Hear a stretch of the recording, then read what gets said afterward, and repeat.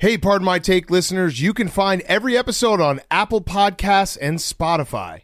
Prime members can listen ad-free on Amazon Music. On today's Pardon My Take, we have Daniel Jeremiah to dive into the 2022 draft. It is draft week.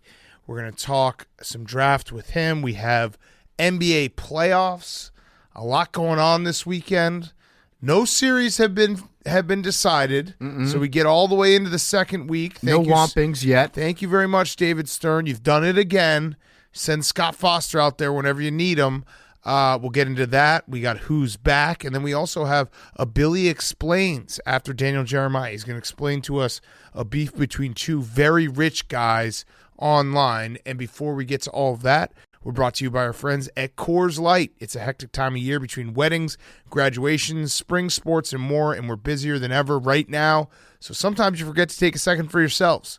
This season, take a second to enjoy an ice-cold Coors Light because you deserve a beer that's made to chill. There's only one beer out there that's literally made to chill, and that's Coors Light. The mountains on the bottles and cans even turn blue when your beer is cold. That way you always know when it's time to chill, when you need to hit a reset button. Just open a Coors Light. It's mountain cold refreshment made to chill. It's literally made to chill, as crisp and refreshing as the Colorado Rockies.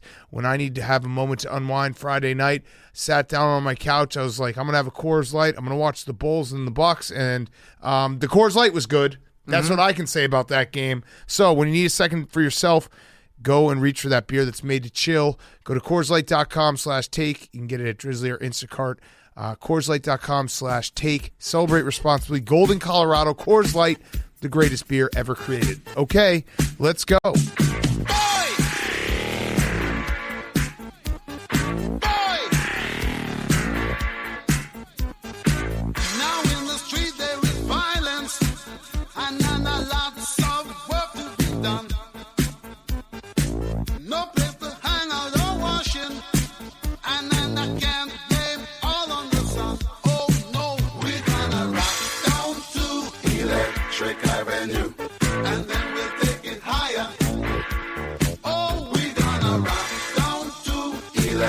It's Pardon My Take, presented by Barstool Sports.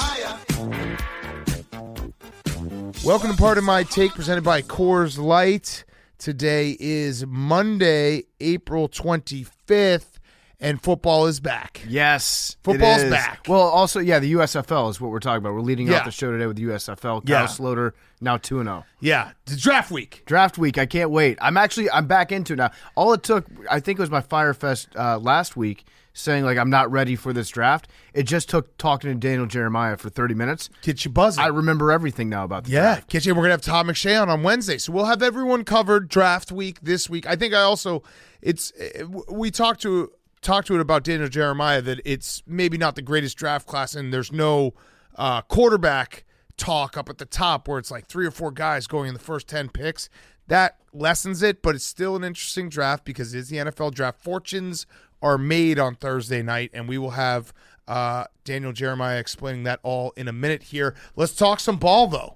Let's talk some NBA. We got a lot of series to cover. Which one do we want to start with? Do we want to start with the only series that can still be a sweep?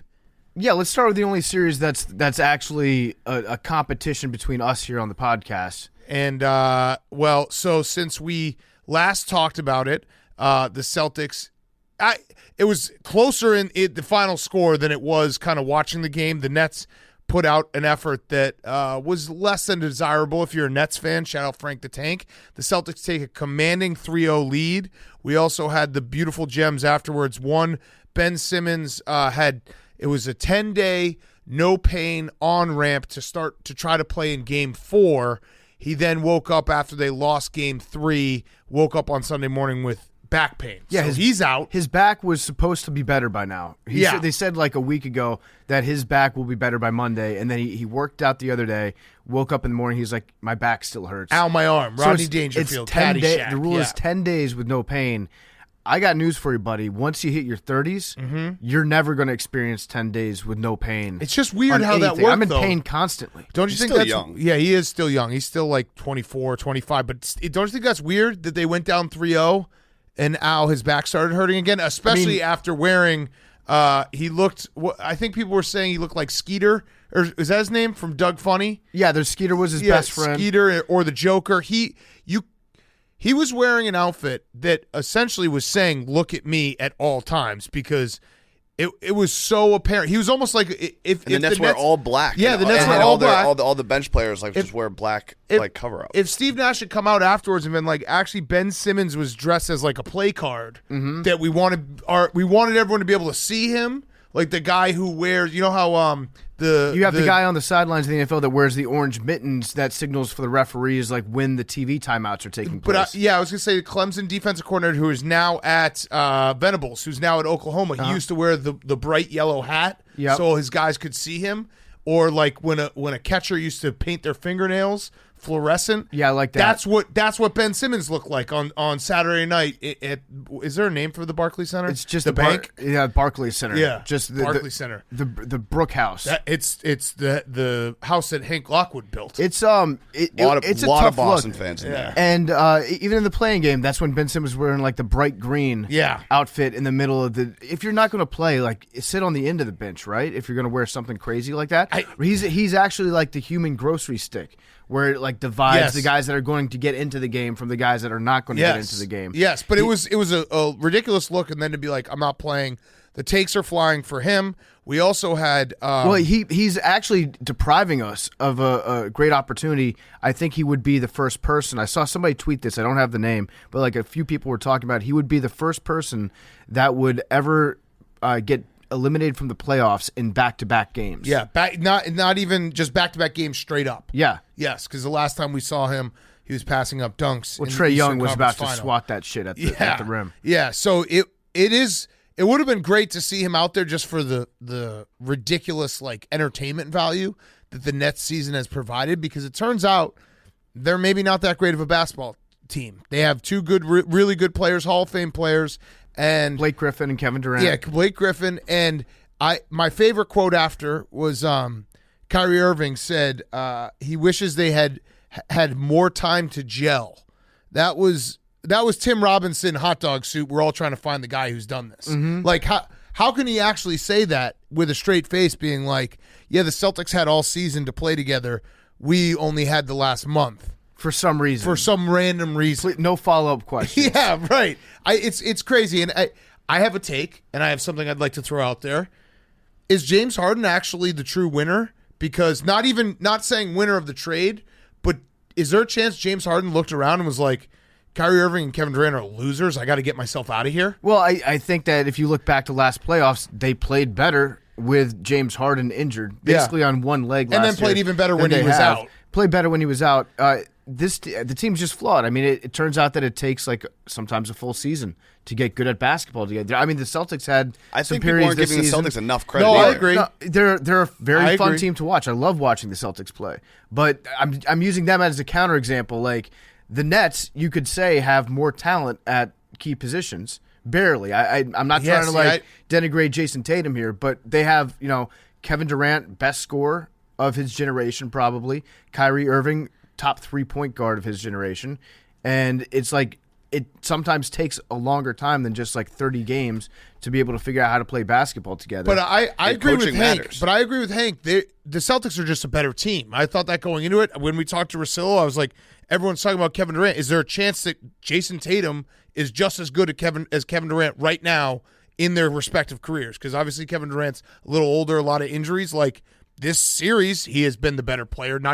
That's not even debatable. Offensive and defensive. Yeah, right, exactly. So the Celtics are just a better team, and the Nets are, they're a mirage. Everyone wanted to buy into them because they have the guys that are great and fun to watch. And there's no revisionist history here because there are a lot of people who are like, they're a 7th seed for a reason. They were the second favorite to come out of the East. So people were believing in them, and the Celtics just have whomped them. Yeah, it's been a whomping. It's been a whomping. They've been whomping me personally. It has been tough for you to watch these games. My take could not have been any more incorrect. I knew it after the second game, too. I was like, I should not have picked this team. The Celtics I think that they're like the most complete team in the East right now. I don't hate the fact that Hank has a future on the Celtics, winning the national championship, as we say. Who else? You had Duke? Yep. How'd that work out? It was a parlay, right? Yep. Okay, but I also have the Celtics individually, but yeah. As of last night, 4 a.m. Smart. I love it. But I do love watching the Celtics play. They're so much fun. Hank walked in, and I just looked at his eyes, and I was like, "Oh my God, you're hungover." Yeah, it's a that got away from me. It was a big win. It was a big win. You know what we can also bring back from last year? I feel like this next game for the Nets, this is probably a Kevin Durant legacy game. Yeah, you can't get swept in the first round. Here's the thing, though. It is very funny that LeBron has to be loving this. He's been tweeting a lot, but he has to be loving it because every time Kevin Durant has a bad game, and this is just how the online discourse works and how we debate sports, but every time he has a bad game, LeBron wins weirdly because everyone's like, you tried to put Kevin Durant and LeBron on the same pedestal, and like people were showing, which is a good point, that Game 7, I think 2018, when LeBron was playing with a bunch of bums on the Cavs and they went into Boston and won Game 7. It's like that's LeBron put up crazy numbers and carried the team. I don't know. I love watching Kevin Durant play basketball, but he's not LeBron James. No, he's not. He never really was. You can't get swept in the first round if you're Kevin Durant. The takes this offseason will just suffocate him. At what point? Be drowning in takes. At what point? This happens. At what point has it been the worst for you personally? Because you did say the whomping. I'd say was it Game 2, Game 3? Because Game 1 was a buzzer beater. Game 1, like, this is a series. Game 1, I felt good afterwards. I was like, we almost stole that one. Game 2 is when I just realized that the Celtics are for real. Yeah, I'm officially putting my stamp on it. That's a PFT and the Nets stamp. That's a PFT stamp. The Celtics are for real. And the Nets stink. Being at the game, there was a lot of Celtics fans, a lot of cheering for the Celtics fans, not a lot of Nets cheers. The biggest cheer by far, no bias, was the Blake Griffin pop when he went in the game, and then when he hit those threes. That was like the only time that people got excited in the venue. I started to believe at that point. I was like, Blake is an impact player, sixth man of the year. Dude, his heat check 3 was electric. I thought it was going in. I was excited. Yeah, and now the takes are flying. Kevin Durant's getting a lot. Kyrie Irving, Stephen A. Smith had a whole breakdown this morning where he was like, Kyrie Irving is the greatest professional at not showing up to work.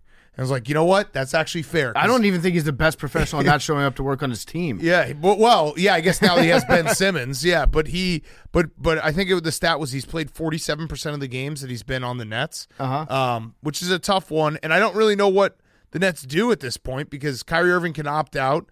They'll probably just fire Steve Nash because they can. I was going to say their move this offseason, if they want to shake things up, fire Steve Nash, not necessarily because he's done like an awful job as head coach, but because like that's a very easy move to make. It also is weird. I did see I'm not in the blame Steve Nash camp just because it's impossible to deal with what he's had to deal with. The one quote that made me like that's your job as the coach, though. Right, no, like right. Well, at some level, he said something like Kyrie Irving and Kevin Durant are gassed because they had to play 40+ minutes the last month and a half. Did they really have to? Like, I know they were still in the play-in, but he does control the minutes. Mm-hmm. He does control the minutes, so he does get to decide that. Yeah, it's just about you got to pretty much like bring in a guy. You got to go one of two ways: bring in a guy that like Kyrie already loves. Or Phil Jackson. Or you bring in a guy that has such an ego and such a personality that he's going to come in and just shit on everybody. Yes. I tend to lean towards the latter. The Celtics also got their second best defensive player back. Yes. And he looked great. No, they're a complete team. They're playing lights out basketball. What I tell you, Hank, too, I said the karma will go in the Celtics' favor for not ducking the Nets. Like the Bucks have had the karma factor with Chris Middleton. The Celtics they're probably the healthiest team now. It's been the playoffs of injuries. They're probably the healthiest team like as we're standing right now. Someone will probably get hurt. Knock on wood. Yeah, I know. It feels like every night someone gets hurt, including Anthony Edwards, who just had to take a shit.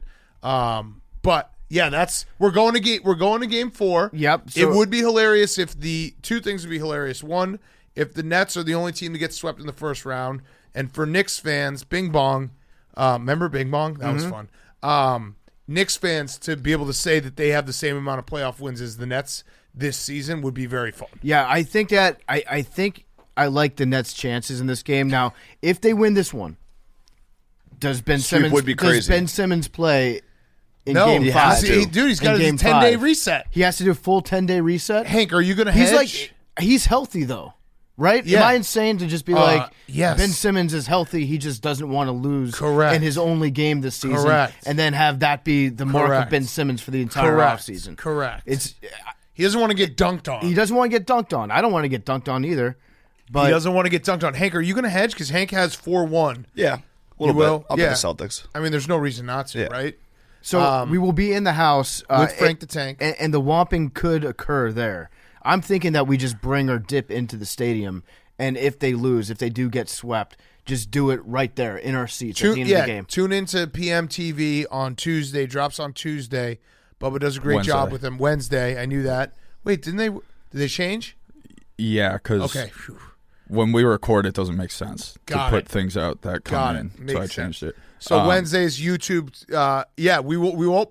We won't spoil it. It will either be right after the game, and it'll be on PM TV. It will be on PM TV regardless. So tune in, subscribe to the YouTube. Me and Hank were at the game Saturday. A very funny part of it was Hank just looked at me dying laughing during one of the Nets timeouts when you could see Ben Simmons walk out in his outfit, and he just goes, "Look at this clown!" I didn't see when it was just like I saw him out of the corner of my eyes. I was like, "Oh my god!" Yeah. Like when I saw his outfit, obviously we were in the it was from a distance. I was like. Stood out like he looked like a traffic cone. Hank, it's all you could see on TV. Like your eye just went to it every single time they were on that side of the court. It was ridiculous, absolutely ridiculous. The fact he's not playing is ridiculous. Yeah, if I were him, I would try to draw as little attention to myself as possible. Yeah, right. Like that, he's making himself the topic of conversation by dressing like if the Joker was in a ska band. Yeah, like everyone's like, "Oh, look at that guy! Look at this!" Like Hank says, like he's the only thing that you see. It's crazy. Like, if I were him, I probably wouldn't even be on the bench. Maybe I'd be like the row behind where I'm mostly covered up. Maybe it's like the only thing I can think of is his PR team is a true bona fide like no such thing as bad publicity. Because I mean they've done a great job. Then when I take the train from Brooklyn into New York for work, there's like billboards with Ben Simmons as the featured player. It's like what. If I were Ben Simmons, I'd probably wait till I was in a game before I was on all the marketing material. Do you think he has a PR team? Yeah. They must be the most inept group of people. But they're getting buzz. No, they probably are like, their PR team just judges mentions on Twitter. Yeah, hey, Ben. He's got the greatest Q rating of all time. Ben, buy a house next to the Kardashians and then don't show up to work for a year. Yeah. It will work. People will talk about you. All right, what series do you want to go to next? Dealer's choice. I do love Peyton Pritchard. Yeah, Hank was fast right. PP. I do love it. He looks the most like a fan of the team that he plays on of any player in the NBA, I think. He's got ice in his veins. Let's talk Wolves. Yeah, talk Wolves. The Wolves are back. The fucking Wolves. 3-0 on protest games. The protest that the security guard was maybe the greatest tackle, like court vision I've ever seen. If you didn't see the video, because it was late night on Saturday, the Timberwolves, yet again, they're protesting Glenn Taylor, who, by the way, he's fucking these chickens. I looked it up. Like, there's no way, there's nothing else that you can be this mad about. I looked it up. I was actually shocked when I saw the numbers myself. How many? Guess how many birds this man has killed. 300,000. No. Not even close. Way off. Okay. Wait, but like killing them for food? No. But didn't they get sick? They had the bird flu, the avian flu, and so he had to cull the herd of chickens because it would spread the disease to the other chickens that were there. That's fair. And make it a much bigger problem. So he killed chickens to save chickens' lives. Exactly, yes. Okay. He killed 5.3 million chickens. Is that a lot? That's a Seems like a lot. That's a shitload of chickens. Yeah, but they raise chickens to kill them anyway. Exactly. It's not like chickens live good lives. Right. Yeah, these chickens were going to end up in a sandwich. Right. Regardless. And now, and they also, let's just focus on the positive. How many chickens' lives did he save? I mean, if you look at the 5.3 million chickens that he killed, there's probably hundreds and hundreds of millions of chickens out there that he did not kill. Right. Right. So, and also that didn't get the bird flu. That are healthy. Yeah, that didn't get the bird flu. But anyway, the protester, they're getting smarter. It was a woman who was dressed as an NBA ref. She was planning on going on the court and throwing Glenn Taylor out of the game, which I think Glenn Taylor was right in front of her. That would have been so That funny. was the weirdest part. Like, why didn't she just put him in like a hold or something? Roll? Yeah, or dump fake blood on him? Yeah, do something. But either way, she tried to run on the court. This security guard has, like, this is what security guards dream of. This is every night they go to sleep and they're like, I hope that someone tries to rush the court like on my watch, and he was so ready for it because she had an accomplice next to her that basically he was brilliant. She lifted up her phone to videotape it, and then the protester ran like 3 seconds later. The guy hopped over the first row, tackled her. They dragged her out like a child. Like she was going to the gulag. It was like a child, yeah. And I was like, at this moment, I was like, you know what? The Timberwolves are good. They're 3-0. That's analytics. 3-0 in protest That's games. what we said after that last game where they blew 2 20-point leads. Yes. They need a protester to break this shit up. 3-0. It gets all the momentum on your side. If I was Glenn Taylor, I would hire a protester to come to the next game. Like, you talk about like a PR coup. We're talking about Glenn Taylor and his chicken farms. Right. They've probably never had this publicity in their lives before. I didn't even know he had them. Probably good. That's the only thing that I know about the man. It's incredible. The Wolves win. He's the Hitler of chickens. Yeah. And if you have a protest that comes out during a game, you just win playoff games. Yes. And it just happens that way. And the T-Wolves are back. That's all that happens when you get a protester on the court. And shout out Karl Anthony Towns. The security guard was watching that woman like a hawk, too. Yes. Like staring, wasn't even making any bones about it. He's like, I'm watching you because I know what you're up to. And he was on it. Great first step. Looked like DK chasing down Buda Baker. And the angle. Great was angle. Perfect. It was a perfect angle. The Saints could never. To cut her off just right at the perfect spot. In the T-Wolves, Karl Anthony Towns, turns out he just needed like the entire internet to call him a fraud and a pussy. Mm-hmm. And he then played a great game. He was aggressive. He was like, he learned a lesson that every NBA star knows, but I guess Karl Anthony Towns had to learn, is you can play bad. You can't play bad and have 4 shots, because then everyone will be like, are you serious? Trying. Yeah, right. So he was shooting early and often, had a great game. Anthony Edwards, his knee exploded, and then everyone on the internet was like, this is a shame. This is a true shame, because, he's an exciting player. And he basically did the perfect thing where he went in the locker room. He had everyone talk about, like, eulogize his career, and then he came out and was fine. It's like what happened to Giannis last year. Yeah. Remember that? We don't talk about that enough. When Giannis clearly tore his ACL on television, Yes. we all saw it, and he was like, just give me like 3 days off. I'm going to go eat 50 nuggets at Chick-fil-A, and I'll be fine. Yes. It'll just regenerate. Yes. Pat Bev actually was smart after their most recent loss when he said after the game, it looked bad, but it didn't feel as bad as it really was, which is, like, I know that doesn't necessarily make sense to read those words, but it kind of does. If you, like, he just experienced maybe the most embarrassing playoff loss in a long time. Right. When you blow 2 20-point leads in the same game. Ben Simmons, remember? Yeah, then him. Yeah, that's true. That was embarrassing too. But then he's like, you know what? I know it's bad, but for some weird reason, I don't feel bad about it. Right. That's the best attitude that you can possibly have afterwards. Just like complete and utter denial. Moving into this one, and he played well. Yeah. No, everyone had written them off, including ourselves. Mm-hmm. I did bet the Timberwolves because before the game I was like, I'm back in. I'm still done with the Timberwolves. I was back in. I'm back in. I'm out as a favor to Minnesota fans because the second I get back in, they'll do something absolutely stupid. Yeah. No, I was like, I'm back in. I can't. This team is too much fun. And the other part of it is John Morant is unfortunately just bad right now. Did you see the stat that John Morant has more tweets than field goals made in the playoffs? Same. Yeah. That's tough. 29 That's tweets, real tough. 29 tweets, 24 field goals made. And shout out Anthony Edwards' dog, Ant Jr., who we talked about. He's live tweeting insults. Oh, really? Yeah, he was live tweeting during the game. The dog was? Yes. Who runs the dog's I don't know. account? The dog. The dog does. Like, think about how next level that is. To have your dog talking trash to the opponents in the middle of the game. He was saying, I gotta look up his dog's account. I saw it happening. I was laying in bed watching the game on my phone, and then I went back to Twitter, and Anthony Edwards' dog, Ant Jr., was tweeting about the game. So I want every player to do this, and then LeBron will probably do it and ruin it for everyone. I'm trying to find his dog's Twitter. He might have deleted it. No, he didn't. No, he was live tweeting the game.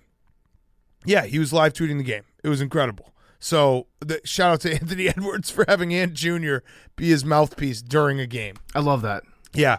What do we want to go to next? Billy, you decide which series next. Whichever one's the best one. Okay. Can you name another series?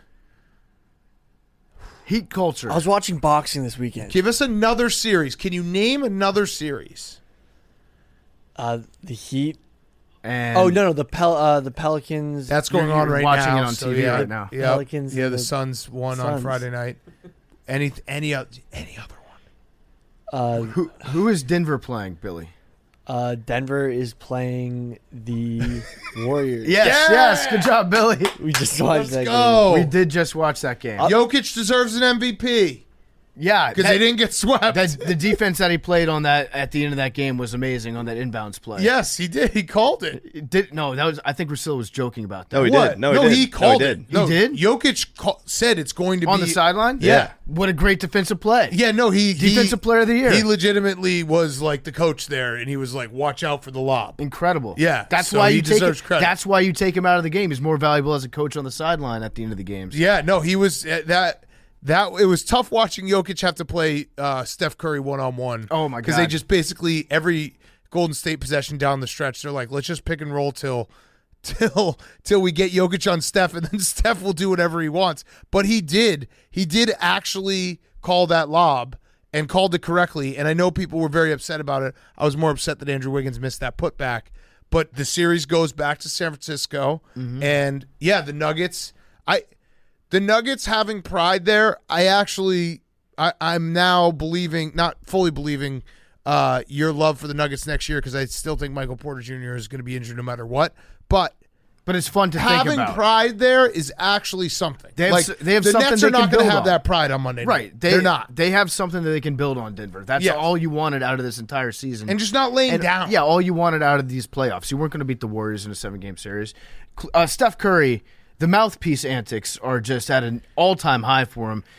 When he shoots his foul shots, he always chews the mouthpiece in the same direction. 4 today. It's all because his mouthpiece is gouging his eye out when he's at the line. I've never seen the mouthpiece get that high up his face before. Steph being, on again, off again, injured, and having, the Warriors be on again, off again, injured for the last 3 or 4 years was basically the greatest thing he could do for his career, because I love him so much again. Now the Warriors are so fun. Yeah, they're back to just being the team that everyone can watch and be like, this is fun to watch, not, oh, we're going to see the Warriors in the finals again.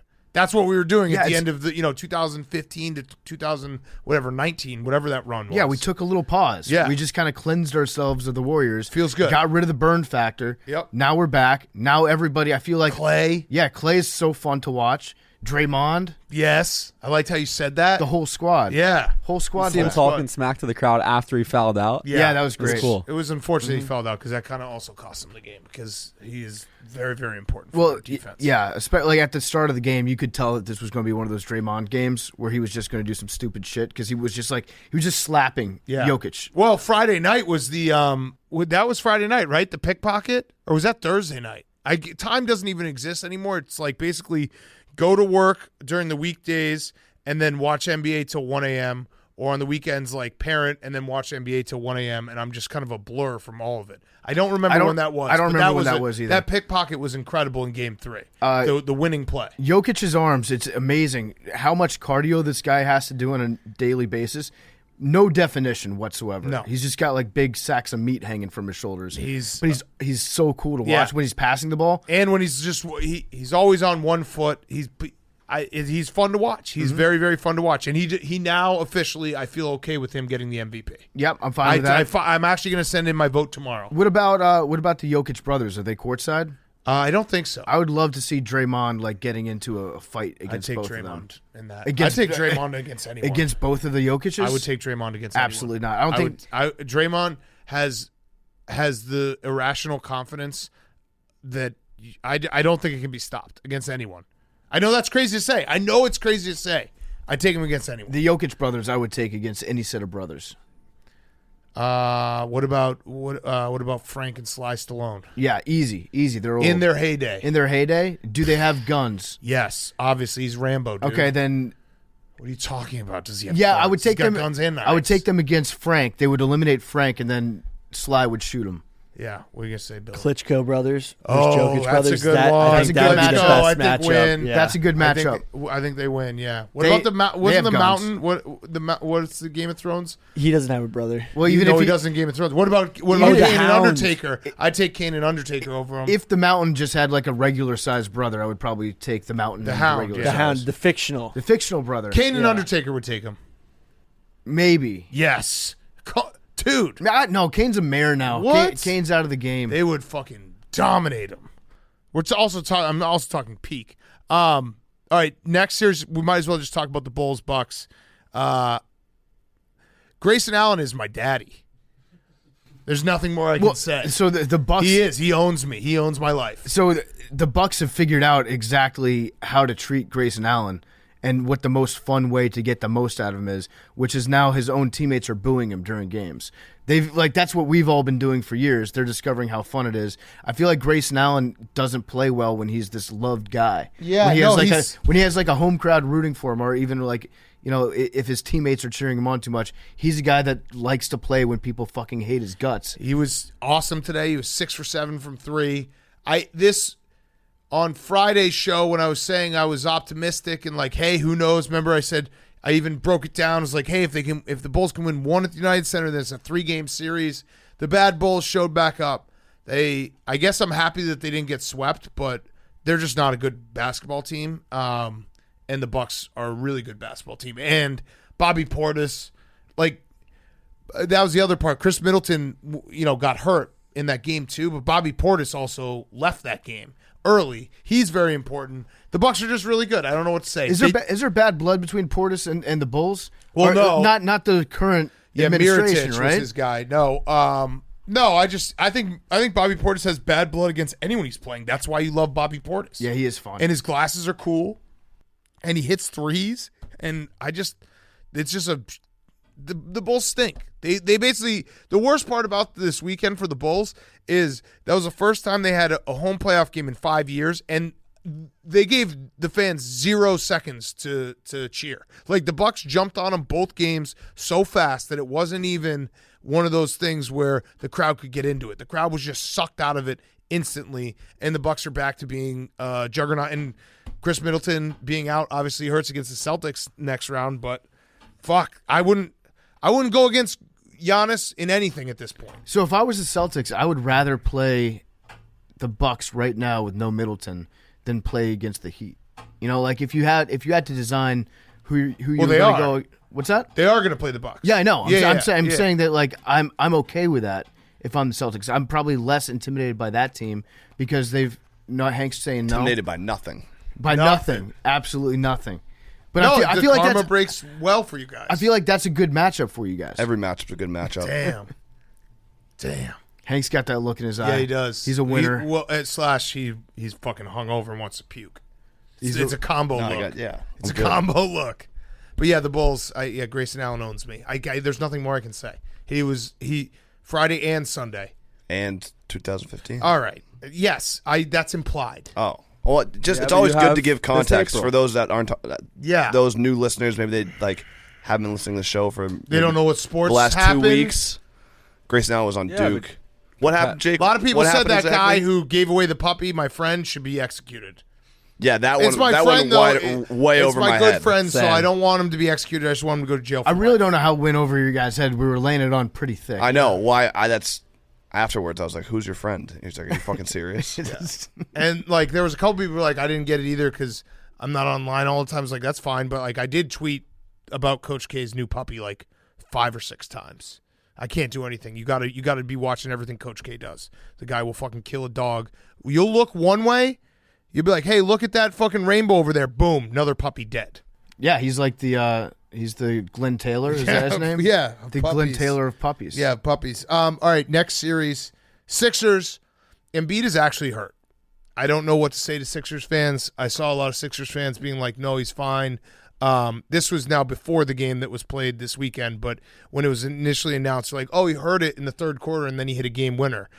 Watching him on Saturday, he can't even high five. So it's an issue where it's the thumb ligament where it's going to continue to hurt like shit, and it's a pain management issue. He needs surgery. He needs surgery on it, but like it's structurally intact enough to physically play basketball, but he's still in a shitload of pain. He can't high five. He can't high five. He can't shake hands. He probably is. It's going to affect the shooting motion a little bit, no matter how much he thinks that he can just like power his way through it. And when you don't have Embiid playing at his best, that's when you get Doc Rivers being Doc Rivers, stepping up and trying to figure out a way to win when you don't have your best player playing 100%. And they had 4 baskets in 10.5 minutes. Yeah, it was bad. It was an ugly game. It was an early game. And as LeBron showed us, he said, man, playing a game before noon should be outlawed. 8 a.m. game is insane. I don't know if he knows how time zones work. Where is he right now? I don't know. Is he in Hawaii? He might be in Monaco. That would, because it wouldn't be. No, Yeah. he'd be in the other way. The other way around. No, he's either in California or Hawaii. Well, California, I'm pretty sure that it's not. No, it would have been 9 a.m. 9 a.m. Or it would have been 10 a.m. when the Bulls game So started. when I saw him tweet that, I I think thought he's talking about his kids' game. Kids yeah, games? yeah. I thought he was either talking about like an AAU I just like game, him talking about maybe that he was talking about an NBA game. or he's a fan of Chelsea, right? He was probably watching the Chelsea. Maybe game. that's it too. In which case, also yes, you don't know how time zones work. Yes, But he's on a heater. I mean, this he was postseason. tweeting it at 9:47 a.m., which was 13 minutes before the Bulls and Bucks tipped. Mm-hmm. So that is probably he might have been talking about that. I saw in his Instagram post he's drunk off tequila, just dancing on a beach by himself. Yeah, Just wandering off, going through some sort of schizophrenic break. and he put down a nice guarantee. I can/will not. It was like a Smitty tweet. I can/will not miss the postseason again for my career. This shit hurt. Okay, back to watching these games. Same energy as when I say like I'm gonna win all my bets today. I say it, but I don't. I know it's not true. I like how he was complimenting JJ Redick, and he was like, he's low key / high key, very funny. Yeah. I don't know what that means. I get it. I think he just means funny. Yeah, love hearing JJ Redick on the game. Smart, insightful dude, and low key / high key funny. Yeah, both. Billy, He's can you mid-key translate funny. that? It means that like you don't think he's funny, but then he's really funny, but he's so good at just timing that it's low key. So funny. You're talking about funny. He's funny. He's just funny. He's just funny. You can just say he's funny, LeBron. I think the Sixers will still beat the Raptors in 5. Ooh. But I'm worried about the Embiid. That's a womp. Yeah, it would be a womp. Mm-hmm. It would be a womp. It would officially be a womp because it does. I know that there's the conspiracy theory. Everyone's got a conspiracy theory, but I always do think I broke my own rule today when it was 3-0, and I probably break it tomorrow night or tonight with the Celtics Nets game. Like never bet on the sweep just because Adam Silver will call in the dogs to make sure we get one more game. If we're looking at any of these series, like Scott Foster's got to ref Monday. Yeah, right? he was in Toronto, Philly. Yeah, but they got to bring him in for Nets Celtics. Yeah, he's flying around, just making sure series keep going. Like if you're Adam Silver and that series is like your ratings cash cow, you need this to be extended. That's why I'm like dangerously confident to bet on the Nets on Monday because #NBA rigged. They're going to figure out a way to stretch this out. Yes. Other series, Pelicans Suns is happening right now, so apologies. I guess we'll talk about it on Tuesday. I think the Pelicans are going to win this game. Boom, there you go. I bet on them. 9,000 units. Okay. I think I like the Pelicans too. There we go. The blender. The Mincy's there. The king. I saw Mincy was on the pregame Jumbotron again. Twice. 2 times in a row. 2 times in a row. That's all-time streak. It's crazy. Wow. What He's a guy. also like one of the first 5 people in the arena. What a guy. But he did it. Yep. He did it. The king. Fucking love that guy. That guy never sleeps, never stops working. Mayor of New Orleans, trying to get the win for the boys at the blender. Heat, get rid of the Hawks. I'm done with the Hawks. Yeah, I agree. I like Spoelstra's goatee though. Yes. The goatee that he's grown out, it's like gray. He looks kind of like a vegan Jeff Fisher. Yep. He's got like he's always like, he is wet. He's one of the wet coaches. Yes. He's just sopping. And then, and Jay Butt had an awesome game. Yeah. I'm the Hawks, I'm ready for the take that was it bad that Trae Young went to the Eastern Conference Final last year? Because it's one of those situations where they feel like their starting center got injured. No, I know, Clint Capella, but I think the Heat Clint's are back. better. Clint played today, right? Did he? I'm pretty sure he came back, yeah. Didn't help. Yeah, he scored 2 points in 21 minutes. There we go. Nice. C-Man's back. But you know what I mean? When a team gets that far and they're like, oh, we did something. Yeah, I'm more of the mindset I'm just ready of for that take. I don't know if I believe it, but I'm ready for it. I might be more the mindset of like, you can't win a championship when your best player is a guard. Yeah. Like is a primary ball handler. Yeah. But then the Golden State Warriors might fuck me up on that one a little bit. The Golden State Warriors would definitely fuck you up on that one, big time. But I'm eager to say it about Trae Young. I like that. Yeah. Yeah. I think that's every series. Did we miss any? Billy, What did we miss? You talk Dallas, Utah. Oh, the No, Jazz. I was yeah. gonna just skip it and have people be mad about it, but we Sorry, could talk everyone, about it. that. No, Sorry. that's fine. That's fine. I mean, what is there to Fuck- say about it? fuck Luke is you, back. Jake. I hope you have to take all that dip. Luke is back. That's cool. You're not alone. Yeah. These two teams are fighting to see who's going to be the sacrificial lamb in the next round. That's basically all the analysis that you need there. It was nice. Rudy Gobert and Donovan Mitchell had that moment where it's like they don't hate each other right at the end when they threw that lob, and then afterwards it was very Kirk Cousins, Mike Zimmer body language where they like did a chest bump, but it was a little too aggressive where it's like one of them was maybe trying to hurt the other one. And then Rudy Gobert had the only moment that I've ever said, oh, I kind of like the Utah Jazz, because they asked about, the reporter after asked about like what's the talk has been that you guys haven't gotten along and this team is going to get blown up. And he just said, fuck the talk on live television. Yeah, so he's not mad. Yeah. Put which it is in the great. I love it. Print it in the newspaper that I didn't get mad. Yeah. I think that there's probably something to be said for just like playing in Utah. If you're a young guy and you're looking to have fun, you probably don't bond as well with teammates as closely as you would in a city where there's ample like clubs and trouble to get into and stuff. That's probably true. Some of the best friends that you ever make in your life are the ones that you almost get arrested with. Yeah. Are actually the ones that you do get arrested with. Not the ones you drink milk with. Exactly. Not the ones that you go out to a bar and you drink 3% beer and then you go home at 7:30. Yeah. I actually think that there's probably something to that. Yeah. And Luka was awesome, but I also I got a dad take. I am a dad, so I can say it. I love Luka. He's awesome. He's so much fun to watch. Sometimes the one-on-one ball's too much. Like there You don't were like ISO? You don't like there Luka were ISO? moments in the game where he was just. I think he was trying to dribble the air out of the ball. I love That's a true dad take So- to say that. it is, and I know where you're coming from, but I love it when Luka does it. And I love it when Kyrie does it, and those Yeah. are the two guys that they're probably the hardest dribblers. The only reason I say that too is that, and maybe. I mean, maybe you can blame Jalen Brunson for not taking that last possession to the hole because he definitely had a step, but he wants to defer to Luka because Luka is by far the best player on the team. He's one of the best players in the league, and I love 95% of his game. But there felt like a couple possessions where guys were just standing around, and this is a team that was up 2-1. It's not like they were floundering without him. Obviously, they need him to progress further, but it felt like there were times where he was just dribbling between his legs and then hoping a step back would hit. And usually a step back does hit because he's Luka. Well, what usually happens to Luka towards the end of games is he'll do that where he dribbles a lot, and it's kind of like when you or I are playing pickup, and it's getting towards the end of the game where everyone's just tired, so everyone's just settling for the first pull up opportunity that we have, even if we're going to completely airball it. Luka does that. He'll dribble the ball a lot, and he'll tire himself out by dribbling too much. Yeah. And then he'll be like, oh, fuck it, I guess I'm just going to shoot it now. Luka's also starting five member of guy who moves slow but somehow still beats guys. It's very like Paul Pierce-esque where he's moving slowly, but the angles he takes are so good. I think and he's precise. Dirk too, like where he'll beat guys and you're like, how did he beat him? It's not like he's doing it with speed. He's just doing it with ball handling, angles, his body, using his body in the right way. It's incredible to watch. Like I said, I love Luka.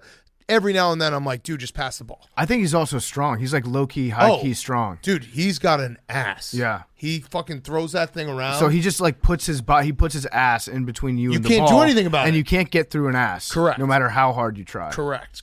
So Luka back. Good weekend of basketball. Playoffs are the best, and we're gonna have hockey playoffs coming up. So Jake and I were talking about this earlier because he was like, 7 games feels like a lot for the first round. And I was like, yeah, it used to be 5 until 2003. They changed it to 7. And I think we're on the mindset that we missed the 5-game first rounds. Yeah, I agree. The 5-game first round, when you think 5-game first round, what's your one memory? Because I know I have one, and it's seared forever. I think most NBA fans have it. I don't really have a memory of a 5. I was going to say the Dikembe Mutombo. With the ball under his head. And he was crying. And they beat the Sonics. That was amazing. Yes, that to me is a quintessential 5-game series where it's like the underdog was able to beat the superior team because it was 5 games, and it's just a lot more chaos can happen in 5 games.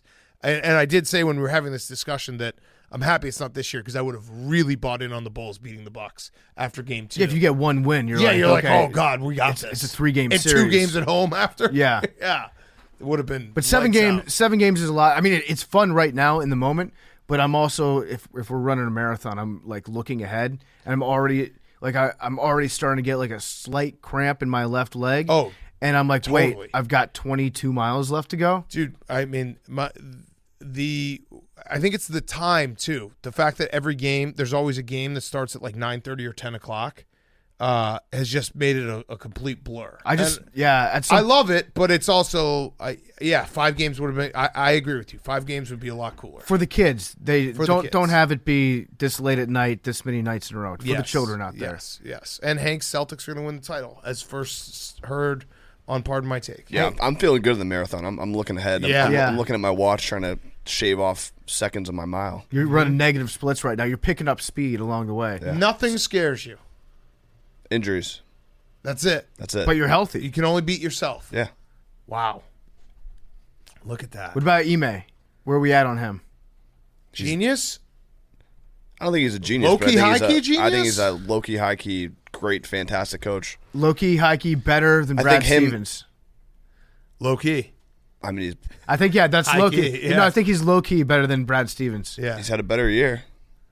I think it's a team effort. It's a group. Like, Brad Stevens is still very much involved. You guys did have an unfair advantage of being able to gel more than the Nets, though. True. Yeah. And he did. That was on, not right what you did. He was on the staff last year for the Nets, and I saw some quotes where they were like, "Yeah, it doesn't help that Ime was like with us and knows all our tendencies and stuff." That's a pretty fair point. Really, you saw the Kevin Durant change your strategy. Yeah, Kevin Durant. That clip was going viral of him at the Olympics, telling Ime like, "You think the Celtics are going to beat us?" And here we are, about to be a whomping, an official whomping. Okay, let's do some Who's Back. Then we have NFL talk. Daniel Jeremiah. I was just going to say Jake's very nervous about the whomping. Yeah. So he came into the office today and he was like, I've been Googling what happens to you when you dip. And Jake was like, one website said that if you swallow it, you'll die. We all would have been dead by now, Jake. You're not going to die, Jake. Not on my watch. I hope not. Not on my watch. I'll give you Heimlich. All right, appreciate it. I think the worst part would actually be that it's going to be Frank the Tank there, who is a Nets fan, but he now hates the Nets because they stink, and him laughing in your face is going to hurt. Yeah, it's a shame I made this prediction of the Nets winning the series. Yeah, it is a shame. Real shame. Yeah, I thought you knew ball. I thought you watched ball, Jake. Shouldn't have said it. Yeah, I said it all along. I might have to protest. Yeah. I might have to protest. It'd be one thing if I just got dragged into it and didn't make the prediction, I know. but I said it. Jake, can you look up and figure out what the owner of the Nets has done? Has he ever killed $5.3 million of anything? Oh, Jake, you should get kicked out of the game. Then you won't have to do it. Yeah, you should protest, Jake. Yeah, if you ran on the court, you would. I'll say it right now. If Jake runs on the court, he doesn't have to do the Agreed. Protest the vaccine. Yeah. Kyrie Irving should have played the full season. Throw a needle at Kyrie. No. Imagine if you threw a Johnson & Johnson needle at him. Like a blow dart. Yeah, like if you just snuck up behind him and gave him the vaccine. I've had handshake. 3 years of great memories here. One bad night. Yeah, well, two bad nights, because it was also when you said, when we officially had the playoff seedings, you're like, I think the Nets are going to whomp them. Mm-hmm. Yeah, of course. Two bad nights. Yeah, pull the tapes. I said it. You got me. Yeah. I can't wait for this. Oh, my God. You're not going to die. I'll take half of it. I don't care. I'll take half of it for you. No, for the fans. For the fans. But the because fans I said you. it. Yeah, no, because you said it. Right. Back it up. Right. Yeah, you're right. You know what? You're right. Put your money where your mouth is, Jake. Yeah. Of course. All right, let's do Who's Back of the Week. Muggsy is our sponsor for Who's Back of the Week. Muggsies are the most comfortable men's jeans on the planet, built with the proprietary stretch denim. These jeans have the perfect fit, and they feel like you're wearing sweatpants. Don't sacrifice style for comfort. Free your balls from the old ways of constricting denim and slide into some buttery soft Muggsies. The same dudes that brought us the world's most comfortable jeans are also your one-stop shop for chinos, shorts, tees, and hoodies, or grab a Canadian tux from Muggsy and support me bringing the Stanley Cup to Canada this year. You know Todd and Gordo only wear the world's most comfortable Canadian tuxedos. Do your legs a favor. Head over onto Muggsy.com. Use code TAKE for 10% off the most comfortable jeans you've ever worn. That's Muggsy.com. Code TAKE for 10% off your entire order. Free your balls once and for all. Hank, Who's Back of the Week? I have a bunch. Really? Okay. Yeah. Wow. But I don't want to burn you guys, so I'll just do one, and then we can circle back if they don't get called. All right. How many? Give me the actual number. 3. I want you to do the second one, not the first one. Damn, that's fucked up. Okay, do the first one. No, it's fine. The second one was statues. Shit, that burns me. Fuck. I mean, I figured my first one wasn't. No one else was going to use my first one. What happened with statues? Baker Mayfield got a statue at Oklahoma. It's so funny. And not since I would say the Ronaldo statue that came out have I seen a statue that is this bad. Yeah. His forehead. Someone called out he looks exactly like Ryan Whitney. No, he does look like T-1000 from Terminator 2. I think he looks like Quinn Snyder. It looks a little like Quinn Snyder. Someone pointed out that his forehead, he's technically wearing a headband. Yeah, that's what it is. So it gives the impression of having a five head like our friend Ryan Whitney does, respectfully. Mm-hmm. But in this case, it's just like the do-rag covering it up. But even if you take that into account, it looks absolutely nothing like him. No. And the picture that came out of him on stage next to the statue, he was giving it this look like, what am I supposed to say? Like, I haven't had a bad enough month? Yeah, come on, man. Jesus Christ. Give me a shot here. It's a very funny statue. I love it. Yeah. My who's back was going to be Baker Mayfield in the fact that some people actually had sympathy for him for the first time in a while. So that was good. Like, part of me thought, if I was going to put on my Billy brain, that he told Oklahoma, like, butcher this statue, because then people are going to be like, damn, Baker got done wrong. Well, it doesn't really make sense because he's wearing his uniform with pads. Right. And he's running in a play with the football in his hand, stiff-arming somebody, but he's not wearing a helmet for it. I pointed that out, and then a bunch of Oklahoma fans were like, all of our Heisman statues don't have helmets. I'm like, okay, that doesn't make that's right. The first thing I thought was, like, this is not something that happened. Right. It should be him planting the flag. That's what the statue should have been. It wasn't like a Jason Witten when he got his helmet ripped off and he ran like 30 yards. Yep. It wasn't that. He should have been. It should be him planting the flag, and then that's the flag on. That's a big OU flag that flies on campus. That would have been. That would have been sick. That would have been real sick. You know, would have been cooler if he was grabbing his junk and yelling at people as a statue. Oh, that also would have been cool. That was against been Kansas. Hey, can you text me your who's back and I'll just say it? Sure. Okay, go ahead, PFT. Hank's only doing one. Yeah, no, I'm gonna do his. Okay, I have two. Is that okay? Yes. All right, my first who's back is Afrin. I'm taking nose spray again. I'm back on the hard stuff. Damn. I'm on the sauce. I think it's the pollen. I don't know what it is. Haven't been able to fall asleep, so I'm back. I'm not addicted though. I'm just using it to get myself over the hump. I'll be able to quit cold turkey, no problem. Not worried about that. My other who's back of the week is DK Metcalf talking shit online. And this is something DK likes to do, is pop his head up every now and again and just try to bully me, even though I'm documented being faster than him and better than him at trivia. So he commented on the Part of My Take Instagram account saying that the bench press was fake, that the weights were fake. Oh, damn. Last time. And obviously DK is all in his feelings right now because the Seahawks are trading everybody. He hasn't gotten traded yet, hasn't got his contract. I understand that, DK. That has nothing to do with you and me. But there's rumors out there, Big Cat, that we're thinking about Grit Week this year where we could do some combination of maybe Rado and the Pacific Northwest. Correct. Confirmed rumors. And if that rumor... Grit Week will be in August, by the way. If that confirmed rumor is indeed true, if we get a second source on that, I would like to challenge DK to a decathlon of 10 events. I wrote down like 6 of them, and maybe we can fill some of them in later. Is one of them finding Pete Carroll's twin? Yeah, that's one of them. Okay. That's one of them. I'm in. It's a photo hunt. Okay. Finding Pete Carroll's twin in the stands. I love it. Bench press, max divided by body weight, 20-yard short shuttle, vertical leap divided by height, so it's balanced, it's fair. Dog fight, guns only, in a 15-seat Eagle in a flight simulator. Okay. A 5-yard dash. I was actually talking to Billy earlier about this. You think I could beat DK in a 5-yard dash? No. Not a chance. You couldn't beat me in a 5-yard dash. I think I could beat you in a 5-yard dash. I don't think. I got the choppy steps. I explode. I can just take a step. Yeah. That's two of your steps is one. No, You guys don't know how sprinting works. This is Trendon Holiday was like the fastest player in the NFL. He had short little legs. I hope we get to do this. This is future PFT though, where we're going to show up to Seahawks camp and they're going to be like, you have 20 minutes with DK, and you're like, all right, I have a CVS receipt of things we need to videotape. Okay, well, we don't have to do 10 events. Maybe it can be 3. Yeah, I'd still like to call it the Decathlon. I like that. It's mostly the name. It's mostly built around the name. Yeah. So all right. So here are the 3 events: 5-yard dash. Okay. Flight simulator. I like your chances now. Yeah. Flight simulator, and then bench press max divided by body weight. Okay. I think I got him. All right. I think done. and trying to have a foursome. You got him on that too. No, I think we'll both fail. I think we'll tie in that one. He's come close. He's 0 for 1. He has come close. He's 0 for 1 lifetime. He's basically like when you're trying to hit for the cycle. He just needed a triple. He needed a triple. Yeah, he was very, very close. I'm just not going to get on base. And he'll come back with 3 chicks. Yes. Sorry, buddy. That's not the event. All right, my who's back is Angel Hernandez. Thank you, Hank.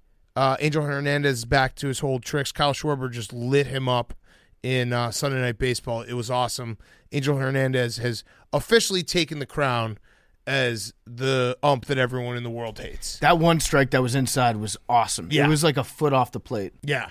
Also, who's back? Scumbag Yankee fans. So it was, first of all, I think everyone gets one. I tweeted it, the Indians, and everyone's like, the who? Like, you get one. You get one. You get one. I mean, I called them the Indians. We're fucking 2 weeks into the baseball season. The I words. Yeah. So I had the game on, actually, because I had a bet on it, and I was the Indians players. That was your second. Oh, fuck. Well, anything flies on the podcast. The I word players jumped up and were yelling at the Yankee bleacher guys, and they were doing the pussy symbol at him, and then after the Yankees walked off, they started throwing all the shit at them. I don't think you can have any take besides the Yankee fans are probably in the wrong, but also I kind of like that Yankee fans are scumbags. It's similar to the Phillies. I want the Bronx to be like that. They're less lovable scumbags, right, I think, than Philly is. Well, because they can say 27 rings. Philly, yeah, they ultimately have the high card that they can play. My favorite part of it was the guy that was making the pussy symbol. Yeah. Did you see that? So the pussy symbol, I've always been taught is it's upright. The diamond. Fingers pointing up. Yeah, DDP. This guy was working on it. He flipped it upside down and put his thumbs up. Yeah. I don't know what they think a vagina looks like in the Bronx. That's different. That's a Bronx pussy. No, that's flashing a sign. It's different out there. That's the Bronx pussy. The hole's on top. Yeah. They don't know where the clit is. Yeah. It was Yankee fans. I think Yankee and Philly fans are kind of similar, that if you give them an inch, they will take a mile. So you can't react to them. Like the Guardian players reacting to him, I know that they were cheering for an injury, but again, that's scumbag Yankee fans, and I say that in an endearing way because that's what I want Yankee fans to be. But when you react, they are going to... I think if those players had gone up to the stands, the Yankee fans would have just beaten the fuck out of them. They would have swarmed them. They would have swarmed them. It would have been reverse malice chaos at the Palace. Yes. Yeah. I really, truly believe that. As crazy as it may sound. Those guys have knives up there, for sure. Professional athletes, that is exactly what I want. That's what I want the Bronx to look like. Yeah, so a lot of people were saying, hey, what's the common denominator? What has been going on at Yankee Stadium this season? Both Jake and Billy have been at Yankees games. Uh-oh. I feel like you guys should respond. I was not at the Yankee game this weekend. But you've been at a crowd. And you're a Yankee fan. You guys are both Yankee fans, so why don't you disavow your fan base? No, I mean, honestly, those boys are sick. Disavow those guys. Those guys. What about Jeffrey That was Mayer? the perfect difference between Billy and Jake. What? But he's those guys look fucking awesome. Do you also disavow Jeffrey Mayer? He's a kid. Yeah, he was a kid. He's He's 55 now. Yeah. No, those guys looked actually kind of sweet. That. Could you? It's one of those moments that if you're on Twitter, you have to have a take that's a little more nuanced. But all I was thinking in the back of my head, if I was in my 20s, drunk in the bleachers, and a player came up nose to nose with me, I'd be telling that story for the rest of my life. He tried to climb the wall to come. It's awesome. Kill me. Yeah, that was awesome. I don't throw shit. I don't like the throwing. So don't throw shit. I don't like. Yeah, that's not cool. Listen, you're not the University of Tennessee. Yes. They're the only ones allowed to do that. Do not throw shit. That's fucked up. And if someone gets hurt, that's extra fucked up. But the nose to nose, that was cool. I do love the fact that anytime any fan base does anything bad, Tennessee fans will find it immediately and be like, see, they're doing it. Yeah. We're not the only one. It's Philly and Tennessee. I saw a lot of Philly people being you won't hear about this because it's not in Philly. Yeah, Tennessee. We heard about it. Tennessee's trying to elbow their way into that conversation. Yeah. All right, Billy, who's back? My who's back is Tyson Fury. Yes. Fury retained his heavyweight title by KOing Dylan White in the 6th round. It was actually an awesome card. Since it was in England, it was on at about 2-ish in America. So it was good to see boxing during the day. That was on. I'm trying to think what time LeBron James time that was on. LeBron James probably was asleep. He slept through that one. Yeah. It was a cool fight, though. Yeah, so that uppercut he threw, just like luring him in and just hitting him with that was awesome. Tommy Fury was also on the card. Tommy Fury got his first fight and win from a guy who wasn't a bum, or like from the bar next door. He was a 10-1 fighter, called out Jake Paul. Awesome boxing all around. I've seen Tommy Fury box. He's a bum. But he got a decent win this time. No, Tommy Fury's a stud. No, he's a bum. A sparring partner that was a foot smaller than him on that Jake Paul fight that I was at in Cleveland, and he struggled with him. 2 of us in this room have been in the ring, Big Cat. No, You're not. I'm just saying, Tom. But that's a good point. Okay, fine. Well, yeah, okay, yes, you have. You've both been in the ring. He is pretty raw, but he did get a win against a professional fighter who's 10-1. And then Fact or fiction? So who'd that guy fight? Bokianski. Yeah. So did you see the one I'm talking about in Cleveland? He fought a sparring partner. He did.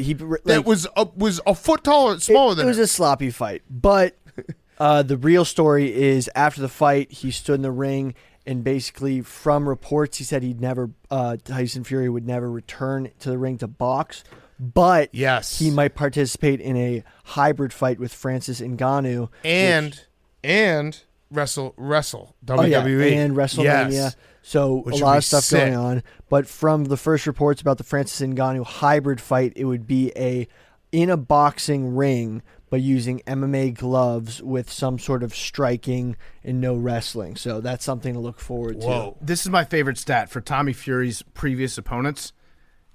Their combined record, 12 wins and 174 losses. but that's what I'm saying. Thank God he fought that 10-1 guy. This guy was 10-1, yeah. So it's like, okay. It's ridiculous. If you look at the people that he's fought, they're guys who are like 1-40 in boxing. That's not a boxer. That's just a guy that gets punched in the face. Yeah, he's not the one making his own fights. He's just of course he not. Actually, yes, of course he 100% is making his own fights. No, you can only fight the person on the other side of you. Billy knows that. Yeah, he's absolutely making his own fights. Big That's John how it Fury. works. Yeah. But actually, on a sort of similar note, I saw this video recently. If you look up "Soccer Mom Fights Bellator Champion," turns out there was this promoter like 10 years ago who was just throwing his girlfriend in with like trained MMA fighters. And it's the weirdest thing ever. And this woman has 30 seconds of being in a ring with 3 professional fights. I got to find her last name was Castro. It's a really weird story. She win or she lost? Something got to write a blog. Blog it. She got knocked out 3 times. It's the weirdest thing ever. Also, speaking of fighting, I can't wait till we get Patty the Batty back in studio. That guy is the people's champ because I don't think I've ever seen anyone gain weight faster than he does. He went from so cut to legitimately fat. He was at a Padres game. It's all that scouse. And you could even see it like in the way he was talking. He was like, he feels heavy.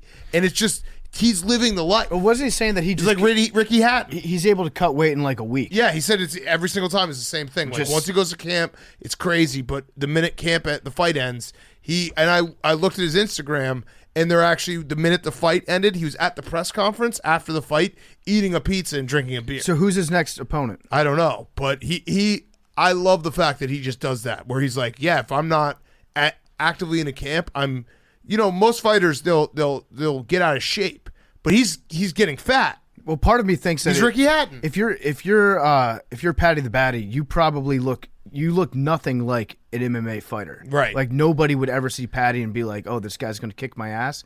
I wish that I could like follow him around and see all the fights that he gets into off the record. Yeah, people who just try him because he probably just submits them in like half a second and then walks away. Yes. It's all beer weight. Yeah. I mean he's not actually fat, but it's crazy to look at him what he was 3 weeks ago versus he's probably gained 25 pounds. Jake. Yeah, my who's back is the 3,000 Hit Club. Oh, yeah. Congratulations, Miguel Cabrero. 33rd member to join. I feel like it's pretty cool. It's a big deal. It also, I was looking at it, there might not be anyone coming up soon who's going to get 3,000 hits. Like, this is going to be a wave that I don't know. I think the next one was, I can't even remember. I was looking at it earlier today. I think it was, I don't know. I'll look it up. Cano has 2631. Altuve is not even at 2,000. Yeah, Cano's got 2631. He's 39 years old. So 3,000 hit. kind of a rare club. Yeah. Yeah. Like we talked about no-hitters, last week and how the perfect game thing, and this is pretty close-ish, but yeah. it's cool. I was thinking the other day, mentioning. what do you think is going to happen to Pujols when it comes time for him in the Hall of Fame? Because I feel like he's a guy that the S word has been tossed around a lot. No, he'll get in. But that's all that it takes sometimes for these baseball writers to be like, if I think that you know how to spell the word steroids, you're not getting in. Ortiz. Yep. So Yep. It's a lot of were you nice to the media too, and I think they should all be in. And obviously David Ortiz is a Hall of Famer, but I think he'll be in that same class because he also he basically was like, yeah, I came back so that I could retire with Yachty and we'll go in together. So and like you think Tim Kirchin's going to be like, no, I'm not going to put Yachty and Pujols in together. They love that shit. They're going to go crazy for that. We're going to get another. Who was the guy who wrote the letter? Oh shit! Who was that? Was that Heyman? Tom Verducci. Verducci, yeah. Verducci is already. He's got pre-cum thinking about Pujols and Yachty. He's probably going to order a custom letter opener to unseal his ballot for that day. He's probably going to let them lick the envelope to send it into Cooperstown. Yep. Like you guys do it. You deserve it. They just love Cardinals players. They too. love Cardinals players, and both those guys are just going to love them. All right, let's do some draft talk. Daniel Jeremiah. Good 45 minutes with him. We're going to get into the draft. We're going to give you some good tips for what you can tell your friends when you're watching the draft on Thursday night about some guys that you should be watching for. And we're doing that brought to you by our friends at Game Time. We're going to Nets Celtics on Monday night. Thanks to Game Time. Game Time NBA playoffs is officially underway, and the best place to get your tickets is with the Game Time app, the exclusive ticketing partner of Barstool Sports. Game Time makes it easier than ever to score last-minute deals on tickets, and they guarantee the lowest price. We're getting all of our tickets with Game Time app. Hank went to Celtics Nets Game 3. So did Bubba. And we're all going to Game 4 on Monday night. The purchase process just takes 2 taps and 10 seconds. And once you buy your tickets, they're delivered directly to your phone. No printer needed. The app also allows you to easily share tickets with friends via text. Download the Game Time app, go to the account tab to create a login, and redeem code PMT for $20 off your first purchase. Terms apply. Download Game Time, last-minute tickets, lowest price, guaranteed. Thank you to the Game Time app because we might have a womp in the building with PFT and Jake putting dip in their mouths. So Game Time, thank you again, Game Time app. Go download it right now. Use code PMT for $20 off your first purchase. Terms apply. Download that. Hank, you had great seats. Thank you to Game Time, right? Unreal seats. Love Great Game Time. Seats. Great we app. got great seats on Monday night. Game Time app is where it's at. All right, here he is, Daniel Jeremiah. Okay, we now welcome on a recurring guest, friend of the program. It is Daniel Jeremiah. It is draft week, so we're going to run this on Monday, DJ. You can find him on NFL Network. He's got the Move the Sticks podcast. He's on Amazon Thursday Night Football Scouts feed. He does Chargers radio. He's all over the place, and he's a draft expert. And we got him on. We wanted to do this, DJ, because there's a lot of people who I think get into the draft the week of. So high level, we don't need to get into prospect number 325, but let's start with this. There is definitely less buzz, it feels like, about this draft. Yeah. Is that because of the quarterbacks, or is it overall this draft is not up to snuff in terms of previous drafts? I think mainly the quarterbacks. I think usually that's what kind of drives the attention. I remember the year that Manziel was coming out. Like, even though he wasn't going to be the first pick in the draft, like everybody knew who he was. Everybody was intrigued where he was going to go. Like that was kind of the storyline. That was kind of the anchor to the coverage. And this year we don't really have that. It's not only that they aren't like big time quarterbacks, but if they were kind of mediocre quarterbacks, but they were at Alabama or Ohio State or, Clemson, like the top quarterbacks in this draft class are from Pitt, from Liberty, Cincinnati, North Carolina. So it's not like the college isn't connected to them. The college fan base isn't really connected to them. And then the NFL fan base is kind of figuring out who these guys are. Yeah. Mm-hmm. Okay. So let's start with the quarterbacks, then we'll work into other pieces. You have Kenny Pickett being your first off the board and Malik Willis second off the board. Give me where the highest you could see a quarterback going And what's the difference between Kenny Pickett and Malik Willis in your mind? Yeah, I think that when you look at Carolina, I mean, much documented about them being in the quarterback space. They've been at every single one of these workouts. So that would be the high mark. I know some people have mentioned potentially Detroit at 2. There's just no way. I just can't see them doing that. So I would start it at Carolina at 6. As we get closer to the draft, I don't think they're going to do that. But that's the highest place it could go. And I think there's a chance like we could see Pittsburgh have all the quarterbacks on the board when they pick at 20, and they can kind of pick whoever they want there, which for a while had been Willis. And then lately you kind of hear maybe it's actually Pickett, just keep him right there. They know him really well. The difference between the guys like Willis there's more there. Like you can envision him, really turn it into a star. It's just going to require some patience, and there's a little bit more risk involved, where Pickett feels like, I feel like he's got a high floor. He's kind of like, if you're looking at what he can be, I think of a guy like Alex Smith, the career that he had. I could see Pickett having that type of a career. Tannehill, Alex Smith, like that's kind of the type of quarterback I think he could be, which is not as exciting as we have the mop just rolling right by there. If you enjoyed that sound, but not as exciting. But to me, I feel like I know what I'm getting. Right. More so with Pickett. Are you making that comparison to Alex Smith because of the hand size? Because that was a knock on Alex Smith. Yeah. No, I didn't even factor that part of it in. I don't really care about the hand size. I mean, it's not like this guy. It's one thing if this guy was like playing in the Bahamas. This guy's been playing in Pittsburgh. Like he's been in bad weather. He knows what that's like, and he's been fine. Yeah, I actually think that it's more important to measure the size of the finger than it is, and the thumb, than it is the size of the hand entirely. Because sometimes a guy might have big palms, and that might not be as important as having long fingers. It's like wasted hand space. Yeah, I have not given much thought to the big palm theory, but that's the difference between me and you. Is like that's going to the next level. Yeah, that's what I love about I get guys. granular. Like when you measure somebody's height, a quarterback's height, you should actually only measure to the eyeballs, because everything above the eyeballs is wasted real estate. Yeah, Peyton Manning isn't that tall. Yeah, who cares if you've got a big forehead? It's what you can He's really see. 6'1". Yeah, he's the shortest quarterback out there. Wait, so I like that. I like that thinking. Yeah, so Kenny Pickett, he's a friend of ours. We're rooting for him.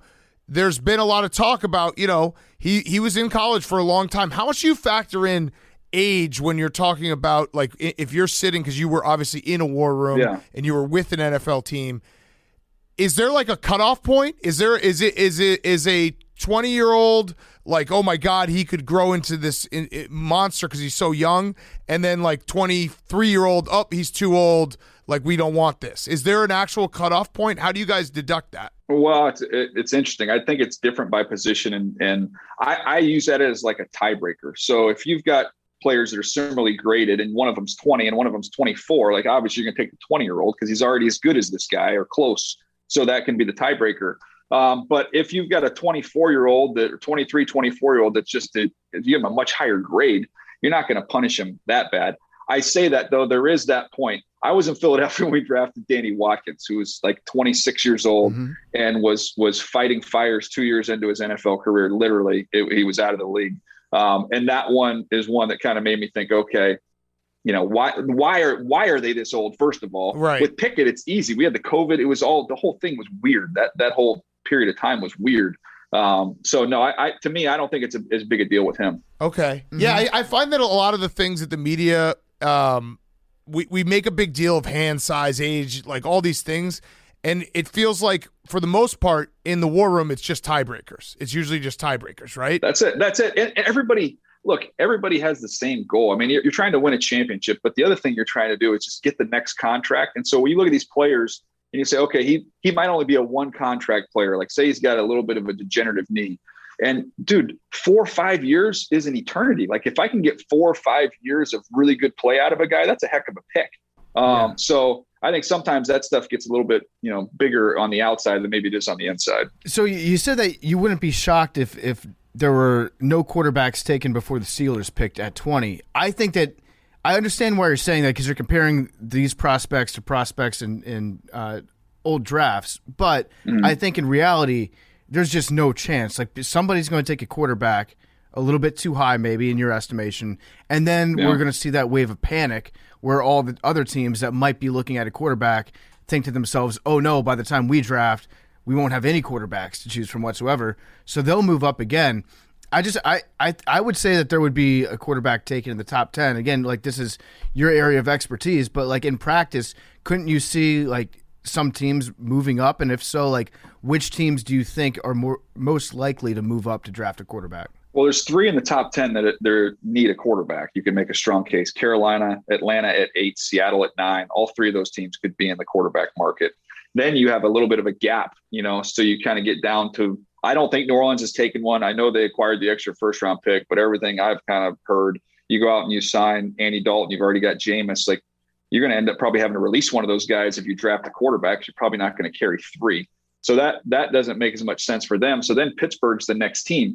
So then Pittsburgh will just have to kind of be worried about, those teams that have already made a pick coming back in, and I think that's where I think we're more likely to see the quarterback thing happen right before pick 20 than up there in the top 10. I just keep going back to that thought. I do the Charger game, so I see Herbert every week. You see Burrow, you see Josh Allen, you see Mahomes. Like, these guys are cyborgs. Like, you're going to take one of these guys, and a year later, you're going to be going like, dude, this guy's he's not good enough to compete with those upper tier guys. You might be right back in the quarterback market next year. So that's why I think when it's all said and done, we see maybe a couple of them go, but I think Pittsburgh at 20 is kind of, that's with the spot. And so if you're Detroit at 32 and 34, maybe if you love a guy, you get right in front of Pittsburgh, come back in. But I don't think we're going to see one go all the way up there. So you're telling me that the Washington Commanders, a lot of people are saying Carson Wentz is the future quarterback. He got a couple of MVP votes back in 2017. He's a great player. Other parts of the fan base are saying, oh, my God, I want to jump off a cliff because we acquired Carson Wentz. You're saying that, in your opinion, there's no chance that the Commanders go quarterback. I'm not saying there's no chance, but I think, and listen to everything that's come out of there, Ron Rivera is not thinking 3 years down the line. You don't make that trade for Carson Wentz, eat all the money like they did if they didn't, really believe that he could be a good player for them. They think the division's winnable, it's attainable. They've got a really good defense, and maybe they're one player away at another position. They could come in and jump right into the playoffs. It was like the Saints. When the Saints made that trade, I thought, oh, they're going to try and get a quarterback, or maybe they have ammunition to try and move up for a quarterback. And then I talked to people around there, and they said, look, they beat the Bucs 4 straight times in the regular season with Tom Brady there. They lost to him in the playoffs, but they feel like that division, that they can win that division right now. And so they want to get like a tackle and a receiver, and they feel like that could be kind of all they need to make a playoff run. So the way these teams are kind of positioned right now, I think a lot of them, whether they're right or wrong, they feel like they're really close. Yeah. No, that's a good point. There are a bunch of teams that feel like they're on the brink. I have a process question real quick. So your mock draft, how much of it is just your rankings and how much of it is what you're hearing on the street? Because, for instance, Aiden Hutchinson, you have Aiden Hutchinson going 1. A lot of mock drafts right now have Trayvon Walker going 1. You have Trayvon Walker as your 6th graded prospect overall. So, like, where's that disconnect? Can you explain that to us? Yeah, sure. To me, I always do like my rankings, my top 50 list, my top 150 list. I turn in right before the draft. That's all with my eyes. That's all my evaluation, what I think of the players. The mock draft, I always do that with my ears. It's just based off what I'm hearing. It's not, married to my evaluation of a player by any stretch, but it's a combination kind of what I'm hearing, and then, try and use some common sense, to kind of mix in with that. And I just looked at the Jags, and we'll see. I mean, unless I just get overwhelming response from buddies in the league that think that it's going to be Walker, I just keep going back to the fact, like, you just got off the Urban Meyer roller coaster. Like, let's just take Aiden Hutchinson, just put it right in the middle of the fairway here. It's not time to be aggressive and take a risk. Trayvon Walker, he's got a ton of ability. There's a huge upside there, but he's not polished. He doesn't have a lot of production. You're just kind of betting on and hoping on the future. Whereas Aiden Hutchinson, I know exactly what I'm getting with him. He's a really good player. I think he's the best player in the draft personally. I think it's a little more of a conservative choice. But after all they've been through in Jacksonville, I don't know if they can afford to take a wild swing. Yeah.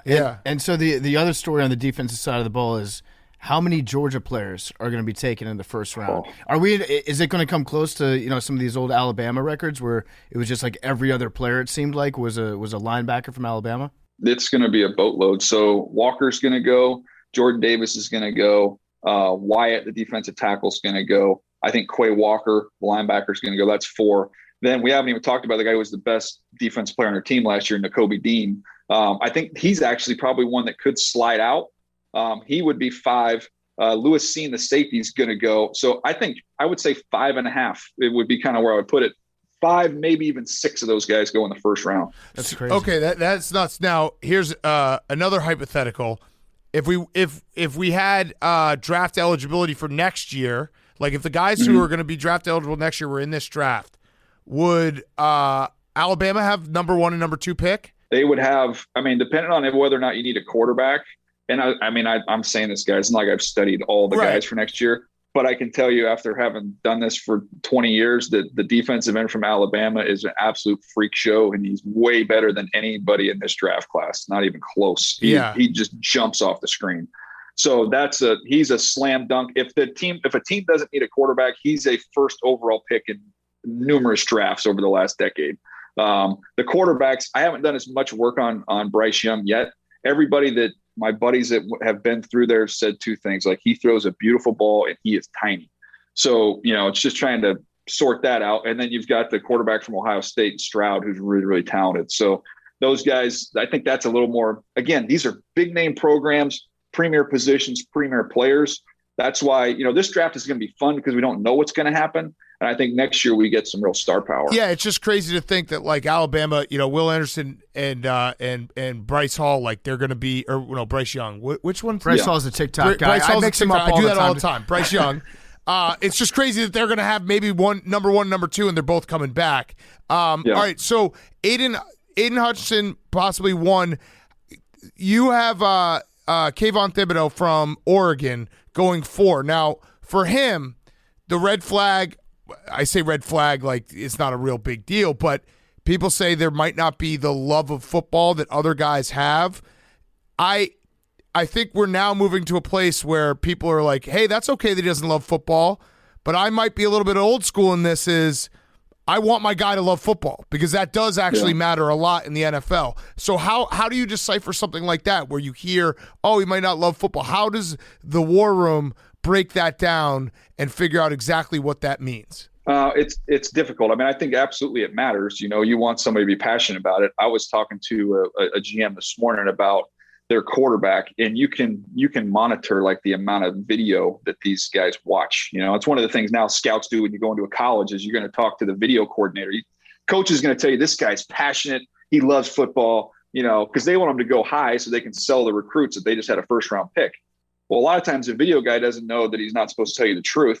So you go to the video guy and I'm like, how much you can log the video right on their devices? And he's like, yeah, this guy watches maybe 30 minutes a week or what have you. But this GM was telling me their quarterback's like over 40 hours a week that he's watching video.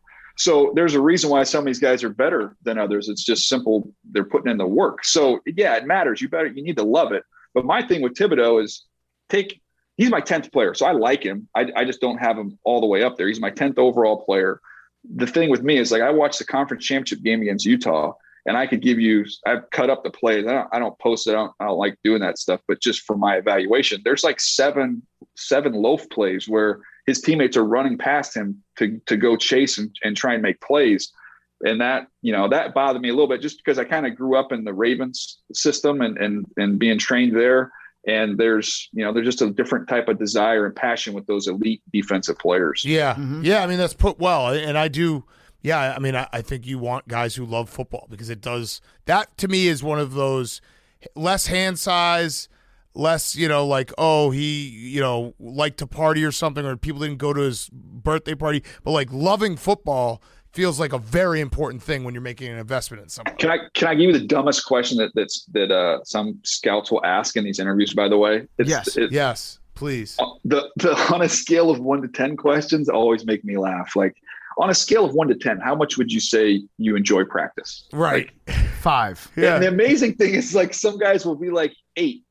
Like, no, just say 10 across the board. Always. 10 is the answer. Say 11. It's always the answer. Yeah. Say 11 better. every time. No matter what. What they're looking for is like commitment one way or the other. You can say like 1, I hate practice because I injure too many of my teammates, so I want to play in the game. Or you can say 10 and be like, I absolutely love practice. Anyone that says a 5, that's the actual test for me. Yeah, that's a good point. That's a fair point. But I always enjoy kind of asking the question of you finish your rookie year. What does a successful year look like?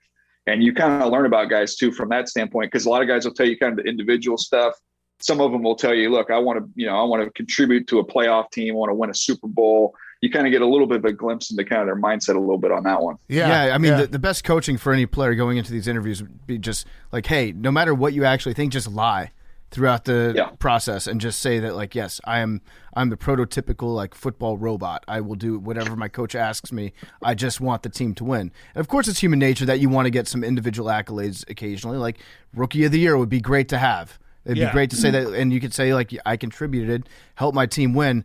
But in reality, just lie. Just be like, we won the Super Bowl. That's what I want. Yeah. Some of them are fun, too. It doesn't always have to be, like, team-oriented, but I know a team asked Darius Leonard when he came into their combine room, like, what's a successful rookie season look like to you? And he, like, didn't even hesitate. He's like, first of all, I'm going to take somebody's job. Then he said, number two, I'm going to keep the job. He had to distinguish between taking it and then keeping it. And then number three, I'm going to go to the Pro Bowl. And I think he was like 3 for 3. Yeah, I mean, that's great. And I mean, all these interviews are always very funny. And I do think it's just very funny, the discourse that comes out of the draft. And people like to push back on the, like, oh, he doesn't love football. But I really do think, like, we've been around people. We've talked to a lot of NFL players. There are guys who love football and they would do anything to keep playing football. And there are guys who might have other interests. And if you're making an investment, I think there's one way that you'd rather go. Not saying that being a well-rounded person isn't good, but you're not judging well-rounded people. You're judging people who want to play football at all costs. There was a line I heard somebody say once upon a time was like, you got to give up to go up. And I think that's like in any way of life, right? You're going to have to make sacrifices to be great in any area of your life. And so if you're well-rounded, sounds great in theory, but the best people in every profession are not well-rounded. Right. They're obsessive about what they do in this particular area. You know, I was around Ray Lewis, Ed Reed, Joe Thomas, Jason Peters, like all these guys, the great players, it's a miracle. They all work harder than everybody else. They're really talented, but they also just flat out outwork everybody. Right. We're going to get back to Daniel Jeremiah in a second, but before we do, this interview is brought to you by TaylorMade. Are you ready for the ultimate giveaway? We're teaming up with our friends from TaylorMade for the ultimate season opener sweepstakes and giving away 50 prizes to 50 different winners. It's a lot of prizes. That means that some AWLs are going to go home with some sweet TaylorMade gear. Prizes include everything from a grand prize, which is a full bag of new TaylorMade clubs, to a new Stealth driver, to TP5X golf balls, and everything in between. All you have to do, now through May 10th, go to TaylorMadeGolf.com/BarstoolSweeps to enter, and you celebrate the season's first major and the unofficial start to the golf season. The Sweeps is running across a number of podcasts within the Barstool Network. We want AWLs to win. I'm calling on you guys. I want you guys to go home with TaylorMade gear. I want one of you to get the full bag of brand new TaylorMade clubs. Go over to TaylorMadeGolf.com/BarstoolSweeps right now for your chance to win. Be sure to let them know that you heard about it from us at Part of My Take. Make this golf season better. Fill your bag with the best. Of course, that's TaylorMade. I'm going to be out on the course this summer. I'm getting back into golf. I was never really into golf in the first place. I'm going to get back into it, though. Go to TaylorMadeGolf.com/BarstoolSweeps right now for your chance to win big. Now here's more Daniel Jeremiah. All right, so let's talk about wide receivers. Wide receivers, deepest position in the draft, easily? I think wide receivers and edge rushers, they're both really, really deep this year. Wide receivers are going to be deep every year. Every year, this is what the college game's given us. Yeah, so give us maybe your top 3 wide receivers that you see for draft day. Yeah, I love Garrett Wilson from Ohio State. I just think he does everything. To me, he's one of those guys, you can play him outside, you can play him inside. He's got real speed. He ran in the 4.3s and he plays that way, but he's strong. Like one of the things, if you go and look at the wideouts over the last 4 or 5 years that have had consistency and big time success, like the underrated trait that they have is play strength. You know, like Cooper Kupp's like 216 pounds, plays really strong. AJ Brown strong, DK Metcalf strong, obviously Debo, Devontae Adams, really, really strong player. Tyreek, even though he's short, is really strong. And Garrett Wilson has that. So to me, he's my top guy. Drake London from USC gives you something different. Just as a big dude who can actually get in and out of routes for a big guy. And he's ultra, ultra competitive. So he'd be 2 for me. And then 3, I think you can kind of look in a couple different areas. That to me is a little more up in the air of who you want that to be. I like Olave a lot from Ohio State, just silky smooth. So he would probably be number 3 for me. But Jamison Williams can fly. There's some other good ones. All right, gun to your head. Deebo Samuel and Baker Mayfield. By the end of the draft, if we're talking like Sunday night, will they have been traded? Whew. Well, I mean, there's not even enough leeway here. By the time this gets posted, I could look really stupid on this. This is dangerous. This is a dangerous answer. Gun to your head, though. But you could also look like a genius. Yeah, but I don't think like that. I'm definitely thinking on the other side of this thing. I'm going to say that. Actually, I'm going to say Baker does. I could see Baker in Carolina for a pick next year, though. Okay. That wouldn't surprise me. And then Deebo.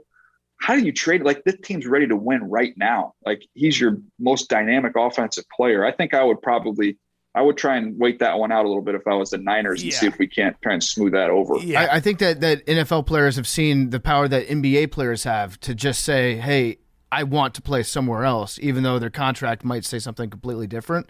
They realize that there's like a little bit of power to being like, I'm unhappy, I don't want to play, and then just essentially putting the onus on the team, like, it's up to you now. Either move me or get something back, but I'm prepared to sit out for the next year. And some teams might call that bluff. Yeah, but what do you think about this? Like, we've seen Adams get out, right? And we've seen Tyreek Hill get out. It's a lot easier to let guys like that walk out the building when you have Aaron Rodgers and Patrick Mahomes. It gives you a little bit of a peace and calm that everything's going to be okay. I don't know if I'm going to get ready to hand the keys of the car to Trey Lance for his first time as an NFL starter. And I'm going to go, oh, yeah, by the way, your best player, he's gone. Right. I don't know if I want to start his career like that. I think Deebo it's a money thing because I know obviously they use him differently than every other wide receiver. And I know that there was the report that like he doesn't like being used as much as he is. But that would literally be the first wide receiver of all time that would want the ball less. And maybe you could say like, oh, he doesn't want to run as much. That's fine. But every wide receiver wants the ball on every play, and so I think it's probably a money thing that could solve that. Doesn't have to be a money thing because if you said, what's the reason why you don't want to do all those things? You'd be like, well, because it could cost me money. Right. I'm going to get hurt, and it's going to – well, what if we just give you the money right, now? Right. Now we take that off the table. Yeah. What's the problem? Right. Now you get the ball every play and everything, and you get paid a lot. So, yeah, I agree with you there. All right, so give us 2 names – that will make our listeners sound smart on draft night when they're sitting with their buddies at the bar or at a house watching the draft, and they're like, we arm them with a little tidbit on a couple of guys that aren't going to be maybe the top end guys everyone knows about. Okay, let's go. First round guys. First round guys. Logan Hall is a defensive lineman from Houston, who's really tall and long, and I think a lot of people think he's going to go in the second round, but he can really rush inside. And in this draft where there's a lot of talent, there's a lot of defensive line talent, there's not a lot of good interior pass rushers. So if you want an interior pass rusher, you're going to have him really high on your board. He's been on 1 million visits. All these teams keep bringing him in. And usually when you get a guy like that who's kind of unique in what he can do, and then there's a lot of heat on him, he's getting a lot of visits, those guys sneak into the back of the first round. So he's from Houston. So keep an eye on him. The other one I would say, Sky Moore from Western Michigan. Like the MAC has done an unbelievable job of producing NFL wideouts. They do. It's incredible. And this is kind of the next one. He's a little short. He's under 5'10", but he's ultra quick, ultra explosive.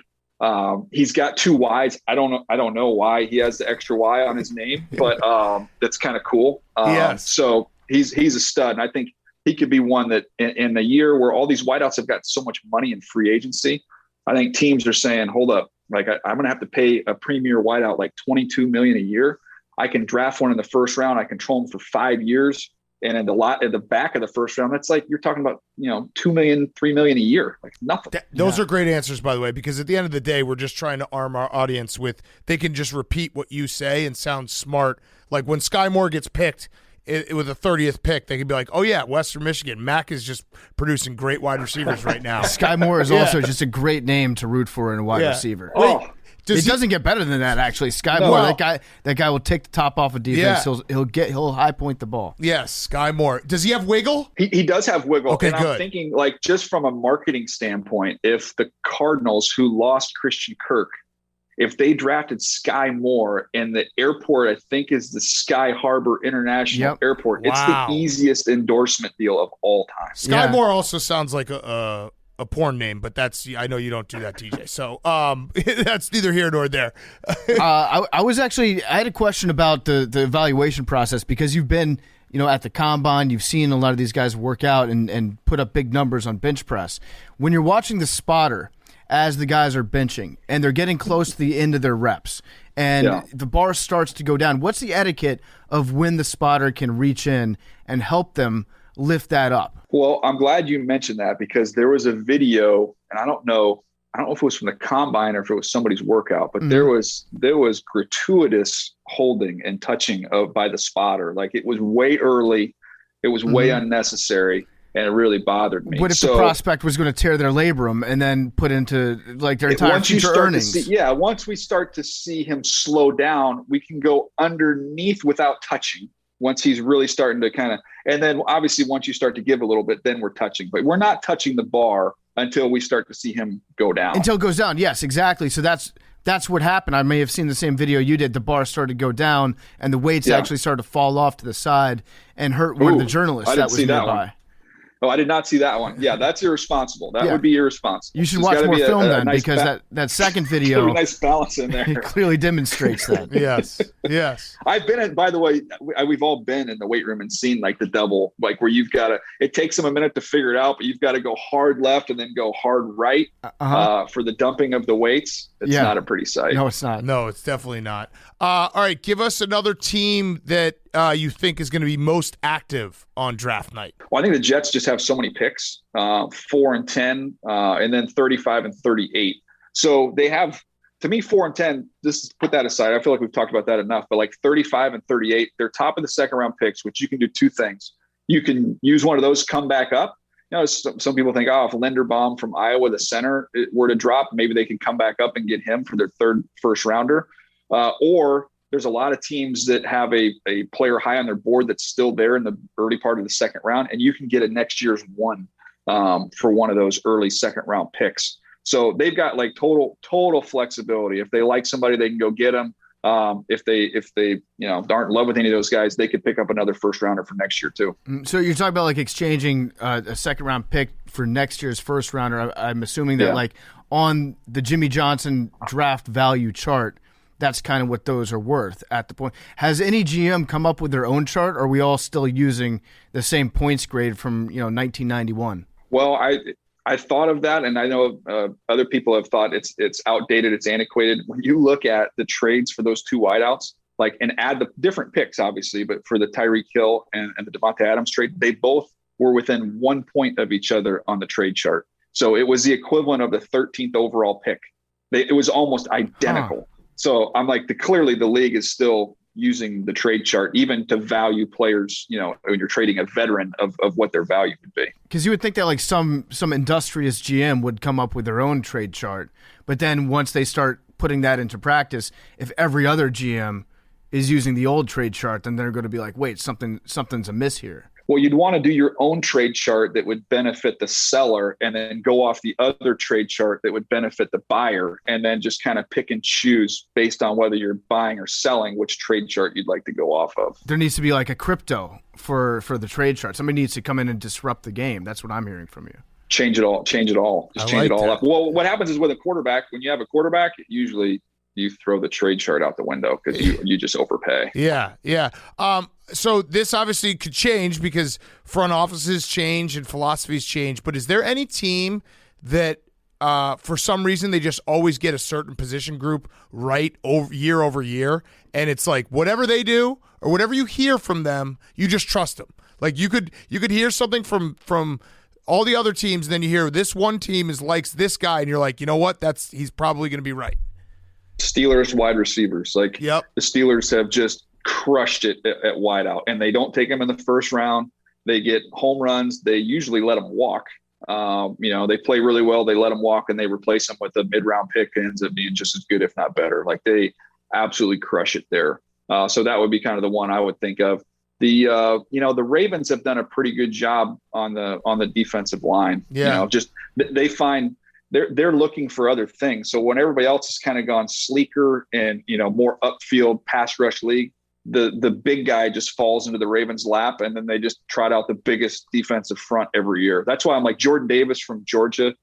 Of course, he's going to get to 14, and the Ravens are going to, get off the bus with Calais Campbell and Jordan Davis. It's going to be the freakiest thing you've ever seen. Yeah, and then whoever happens to fall to the Patriots, everyone's going to be like, classic Belichick. I can't believe the league let Belichick get this guy. Well, usually they do a better job like in the second round, I think, or second or third round than they have even in the first round. They've had some misses in there. The one that I used to hate as a scout was when Peyton was with the Colts. You hated to see them take offensive linemen because he was so good at like covering it all up and getting the ball out of his hands. So you'd be sitting there and you'd have the Colts would take a lineman who sucked in like the fourth round. And I'm like, I've got a free agent grade on him, but I'm like, this guy's going to start for 10 years.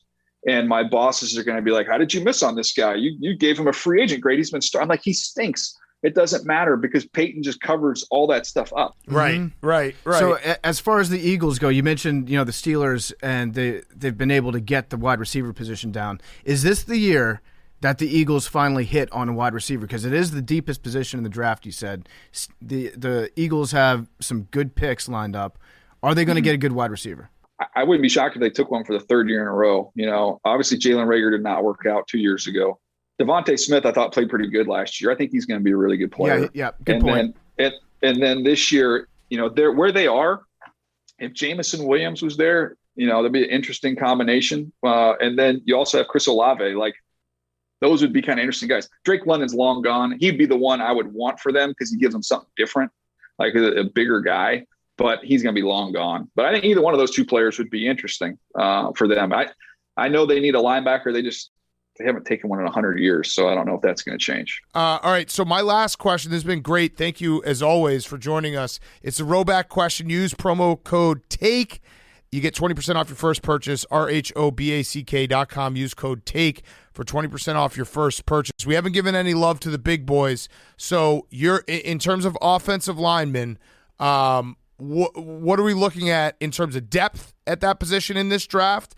And then who are the no-doubters that you see, like, these guys are going to be in the league for a very long time? Yeah, I don't think that it's the top end is what it was last year. Like, I loved Slater. He was my favorite lineman in the draft last year, and he just plugged right in and played at like a Pro Bowl level for the Chargers. So I don't see somebody at that level, but Ike Ekwonu from NC State's my favorite. I think, he's played guard, he's played tackle. At worst case scenario, he's just going to be a dominant guard. But I think he can hold up and play tackle. He'd be my top guy. Evan Neal would be 2 from Alabama.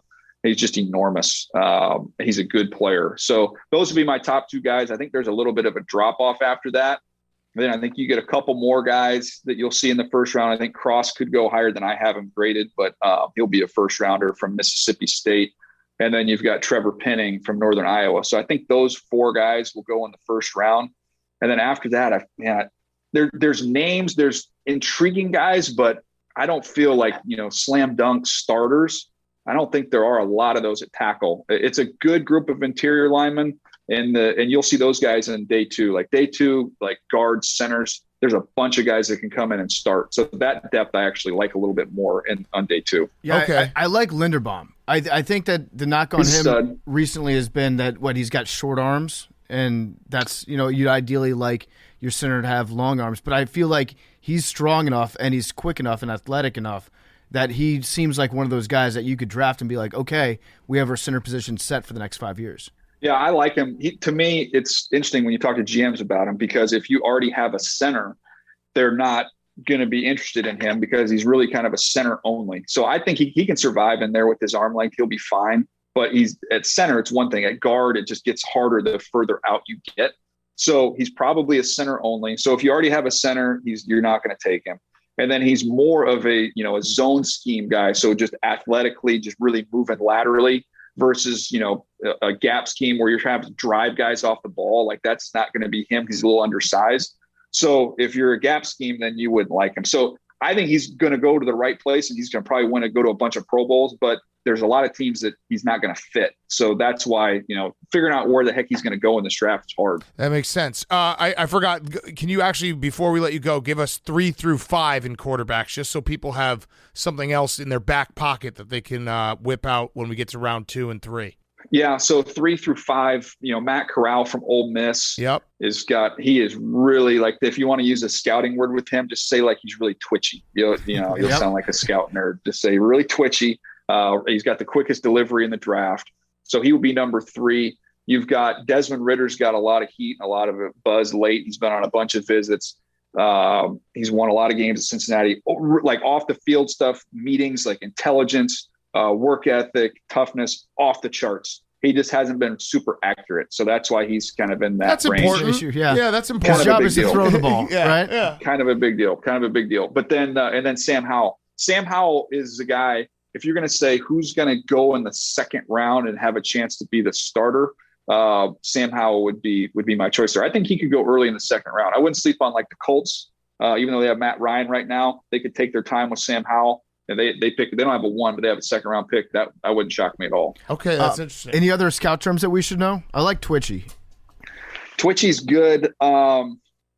This is a phrase that I liked the other day on Ekwonu, the tackle from NC State, was he's got the hands of a heavyweight and the feet of a lightweight, which was good imagery. Anytime you can have scouting terms that give you imagery, that's gold. Yeah, that's gold right there. Just like giant hands, tiny little dancing feet. Yeah. So here's one for you. If you might even have to demonstrate this, but some guys that can't really bend and sink. I had an old scout that I worked with that used to he would call these guys wood haulers, which probably aged him a little bit. Uh-huh. But if you think about how you would carry wood when you walk into the house, how you're kind of like back like this instead of like dropping down, it's a very visual reference. But a lot of the scouting references have been outdated. I think phone booth quickness, a little bit lost on the younger audience. Yeah. Mm-hmm. So, typewriter feet, he's got those typewriter feet. Like nobody knows what a typewriter is. So yeah. We got to update those. Like somebody with short arms, like you got TikTok hands.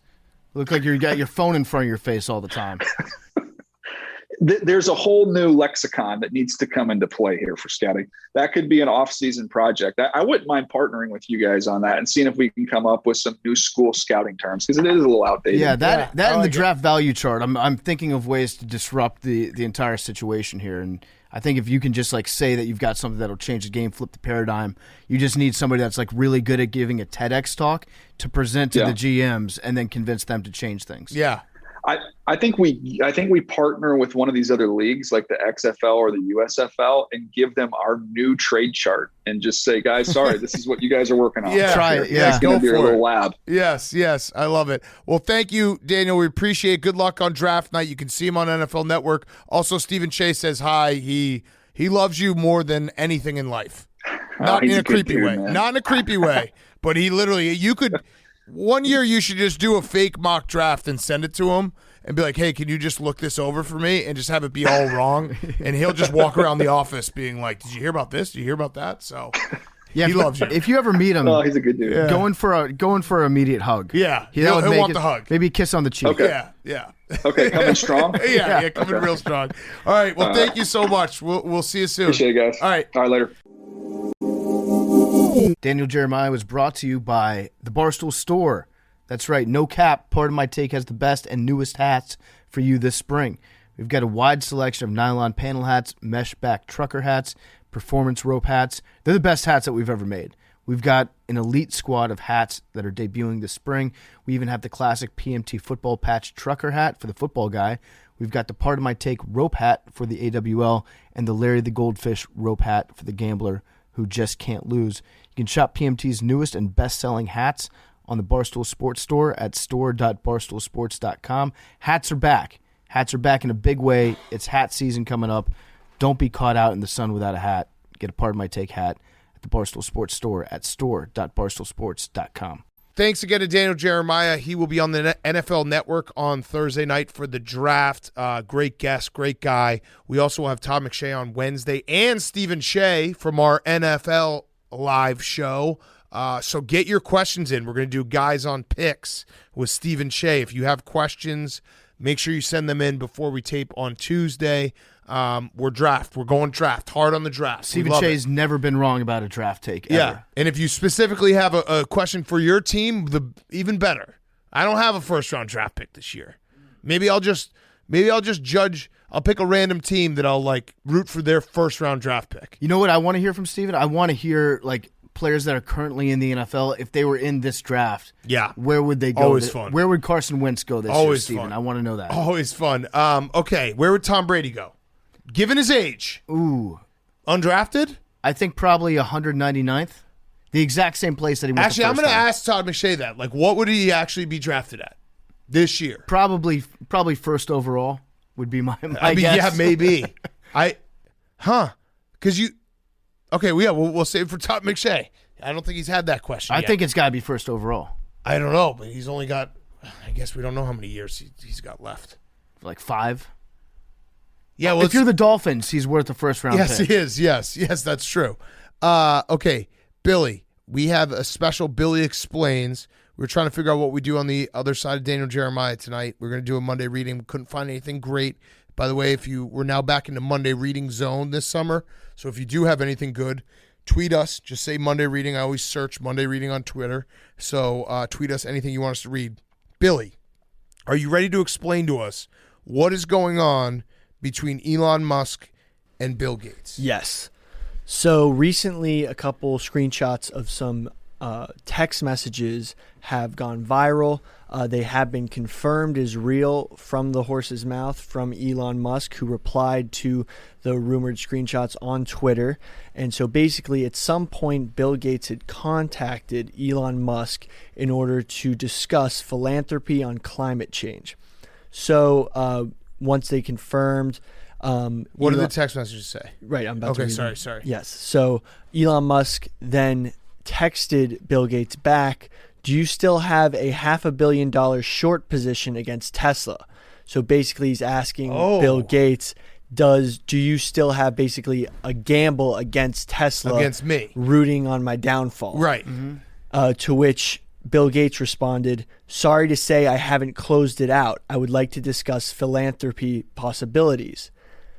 Which then Musk responded, sorry, but I cannot take your philanthropy on climate change seriously when you have a massive short position against Tesla, the company doing the most to solve climate change. Good point by Elon. So those are they doing the most, would you say? I don't know. I don't know that much about it. Sure.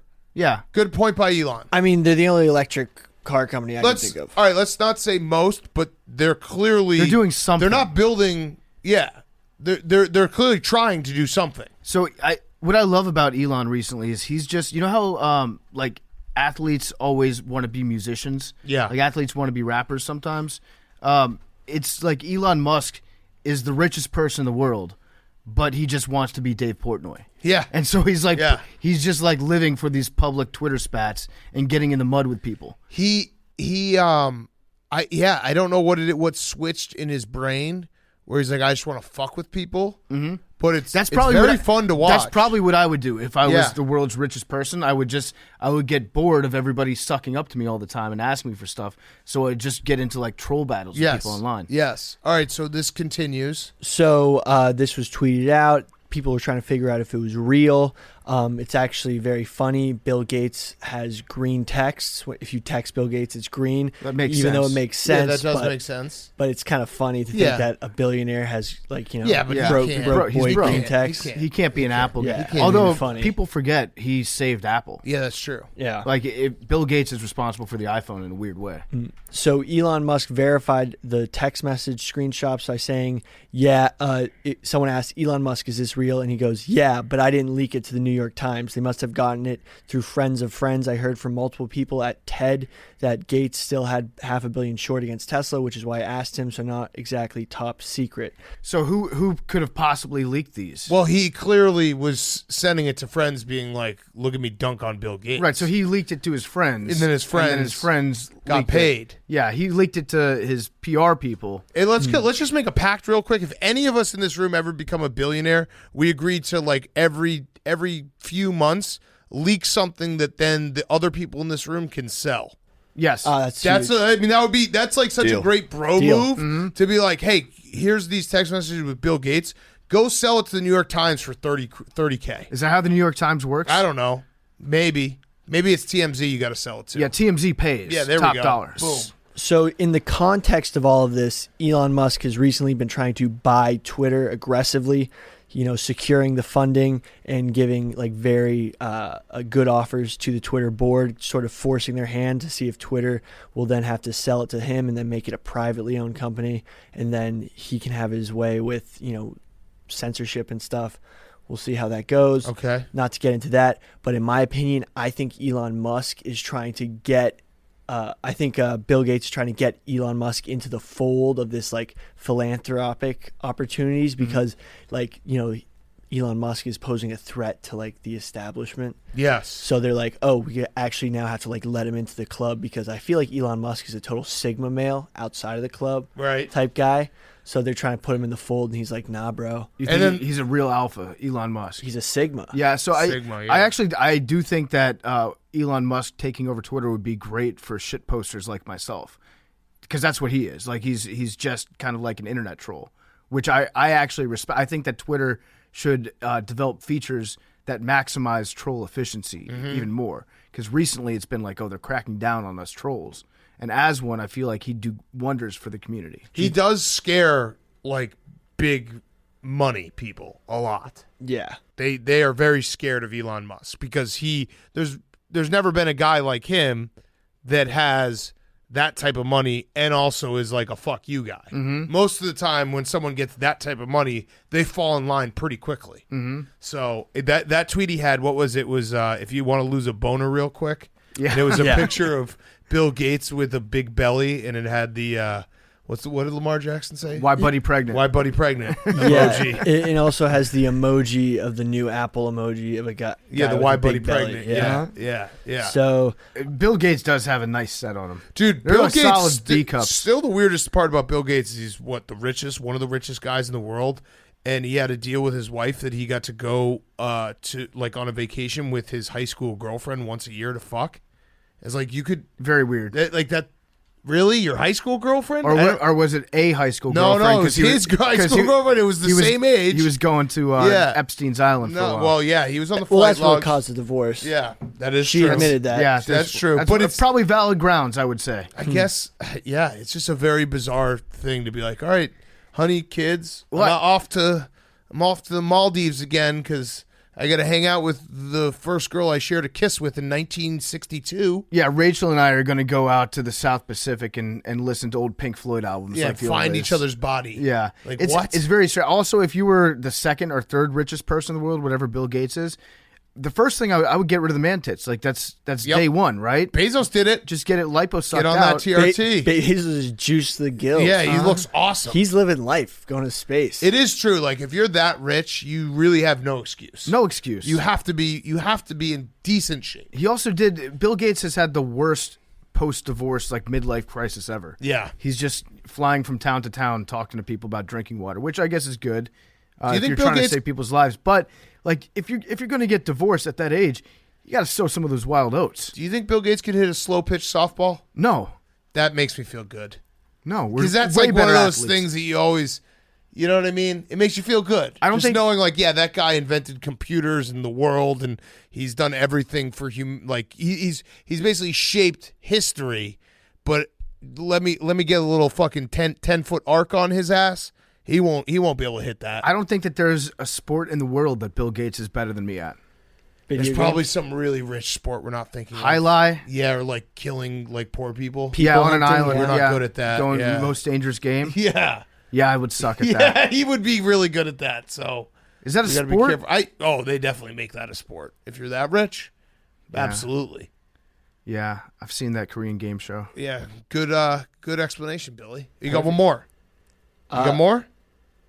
Well, I think people like Elon Musk more than Bill Gates because when Elon Musk tells you he wants to put a chip in your brain and like hook you up to a robot internet thing, whereas other people just lie. Yeah, he's being like upfront about his supervillainy. Exactly. Yeah, I respect that. You can definitely deal with that if they just tell you beforehand. Yeah.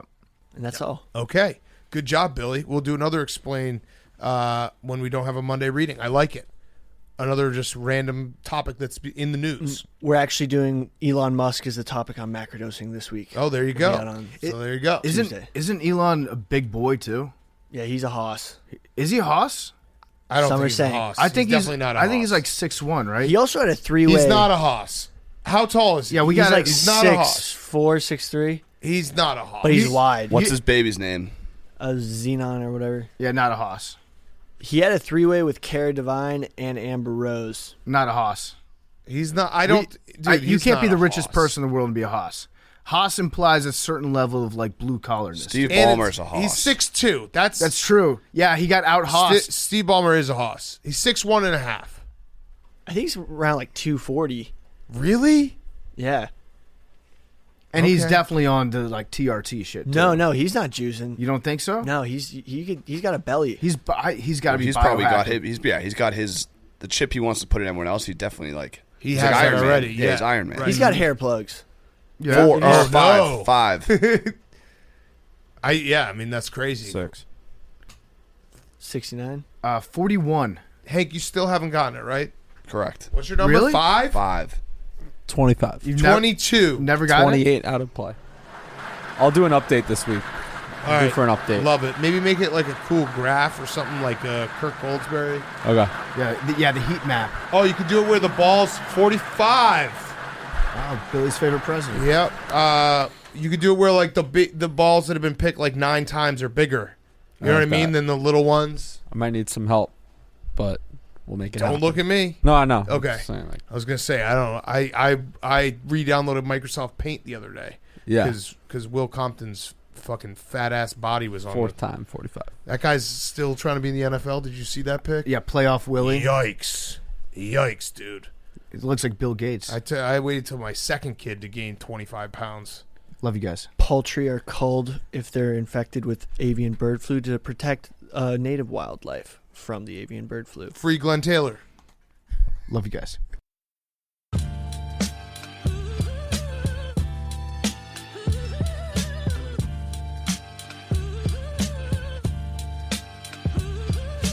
Talking away.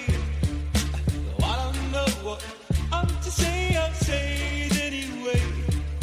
Today's another day to find you shying away. Oh, I'll be coming for your love, okay? Shying away. Oh, I'll be coming for your love, okay? Take on me. Take me on. I'll be gone in a day or two. Needless to say, I won't sentence, but I'll be stumbling away. Slowly learning that life is okay. Say after me, oh, it's no better to be safe than sorry. Say after me, oh, it's no better to be safe than sorry. Take on me. Take me on. I'll be gone in a day or two. All the things that you say, yeah, is it life just to play my worries away? You're all the things I've got to remember. You're shying away. Well, I'll be coming for you anyway. You're shying away. Well, I'll be coming for you anyway.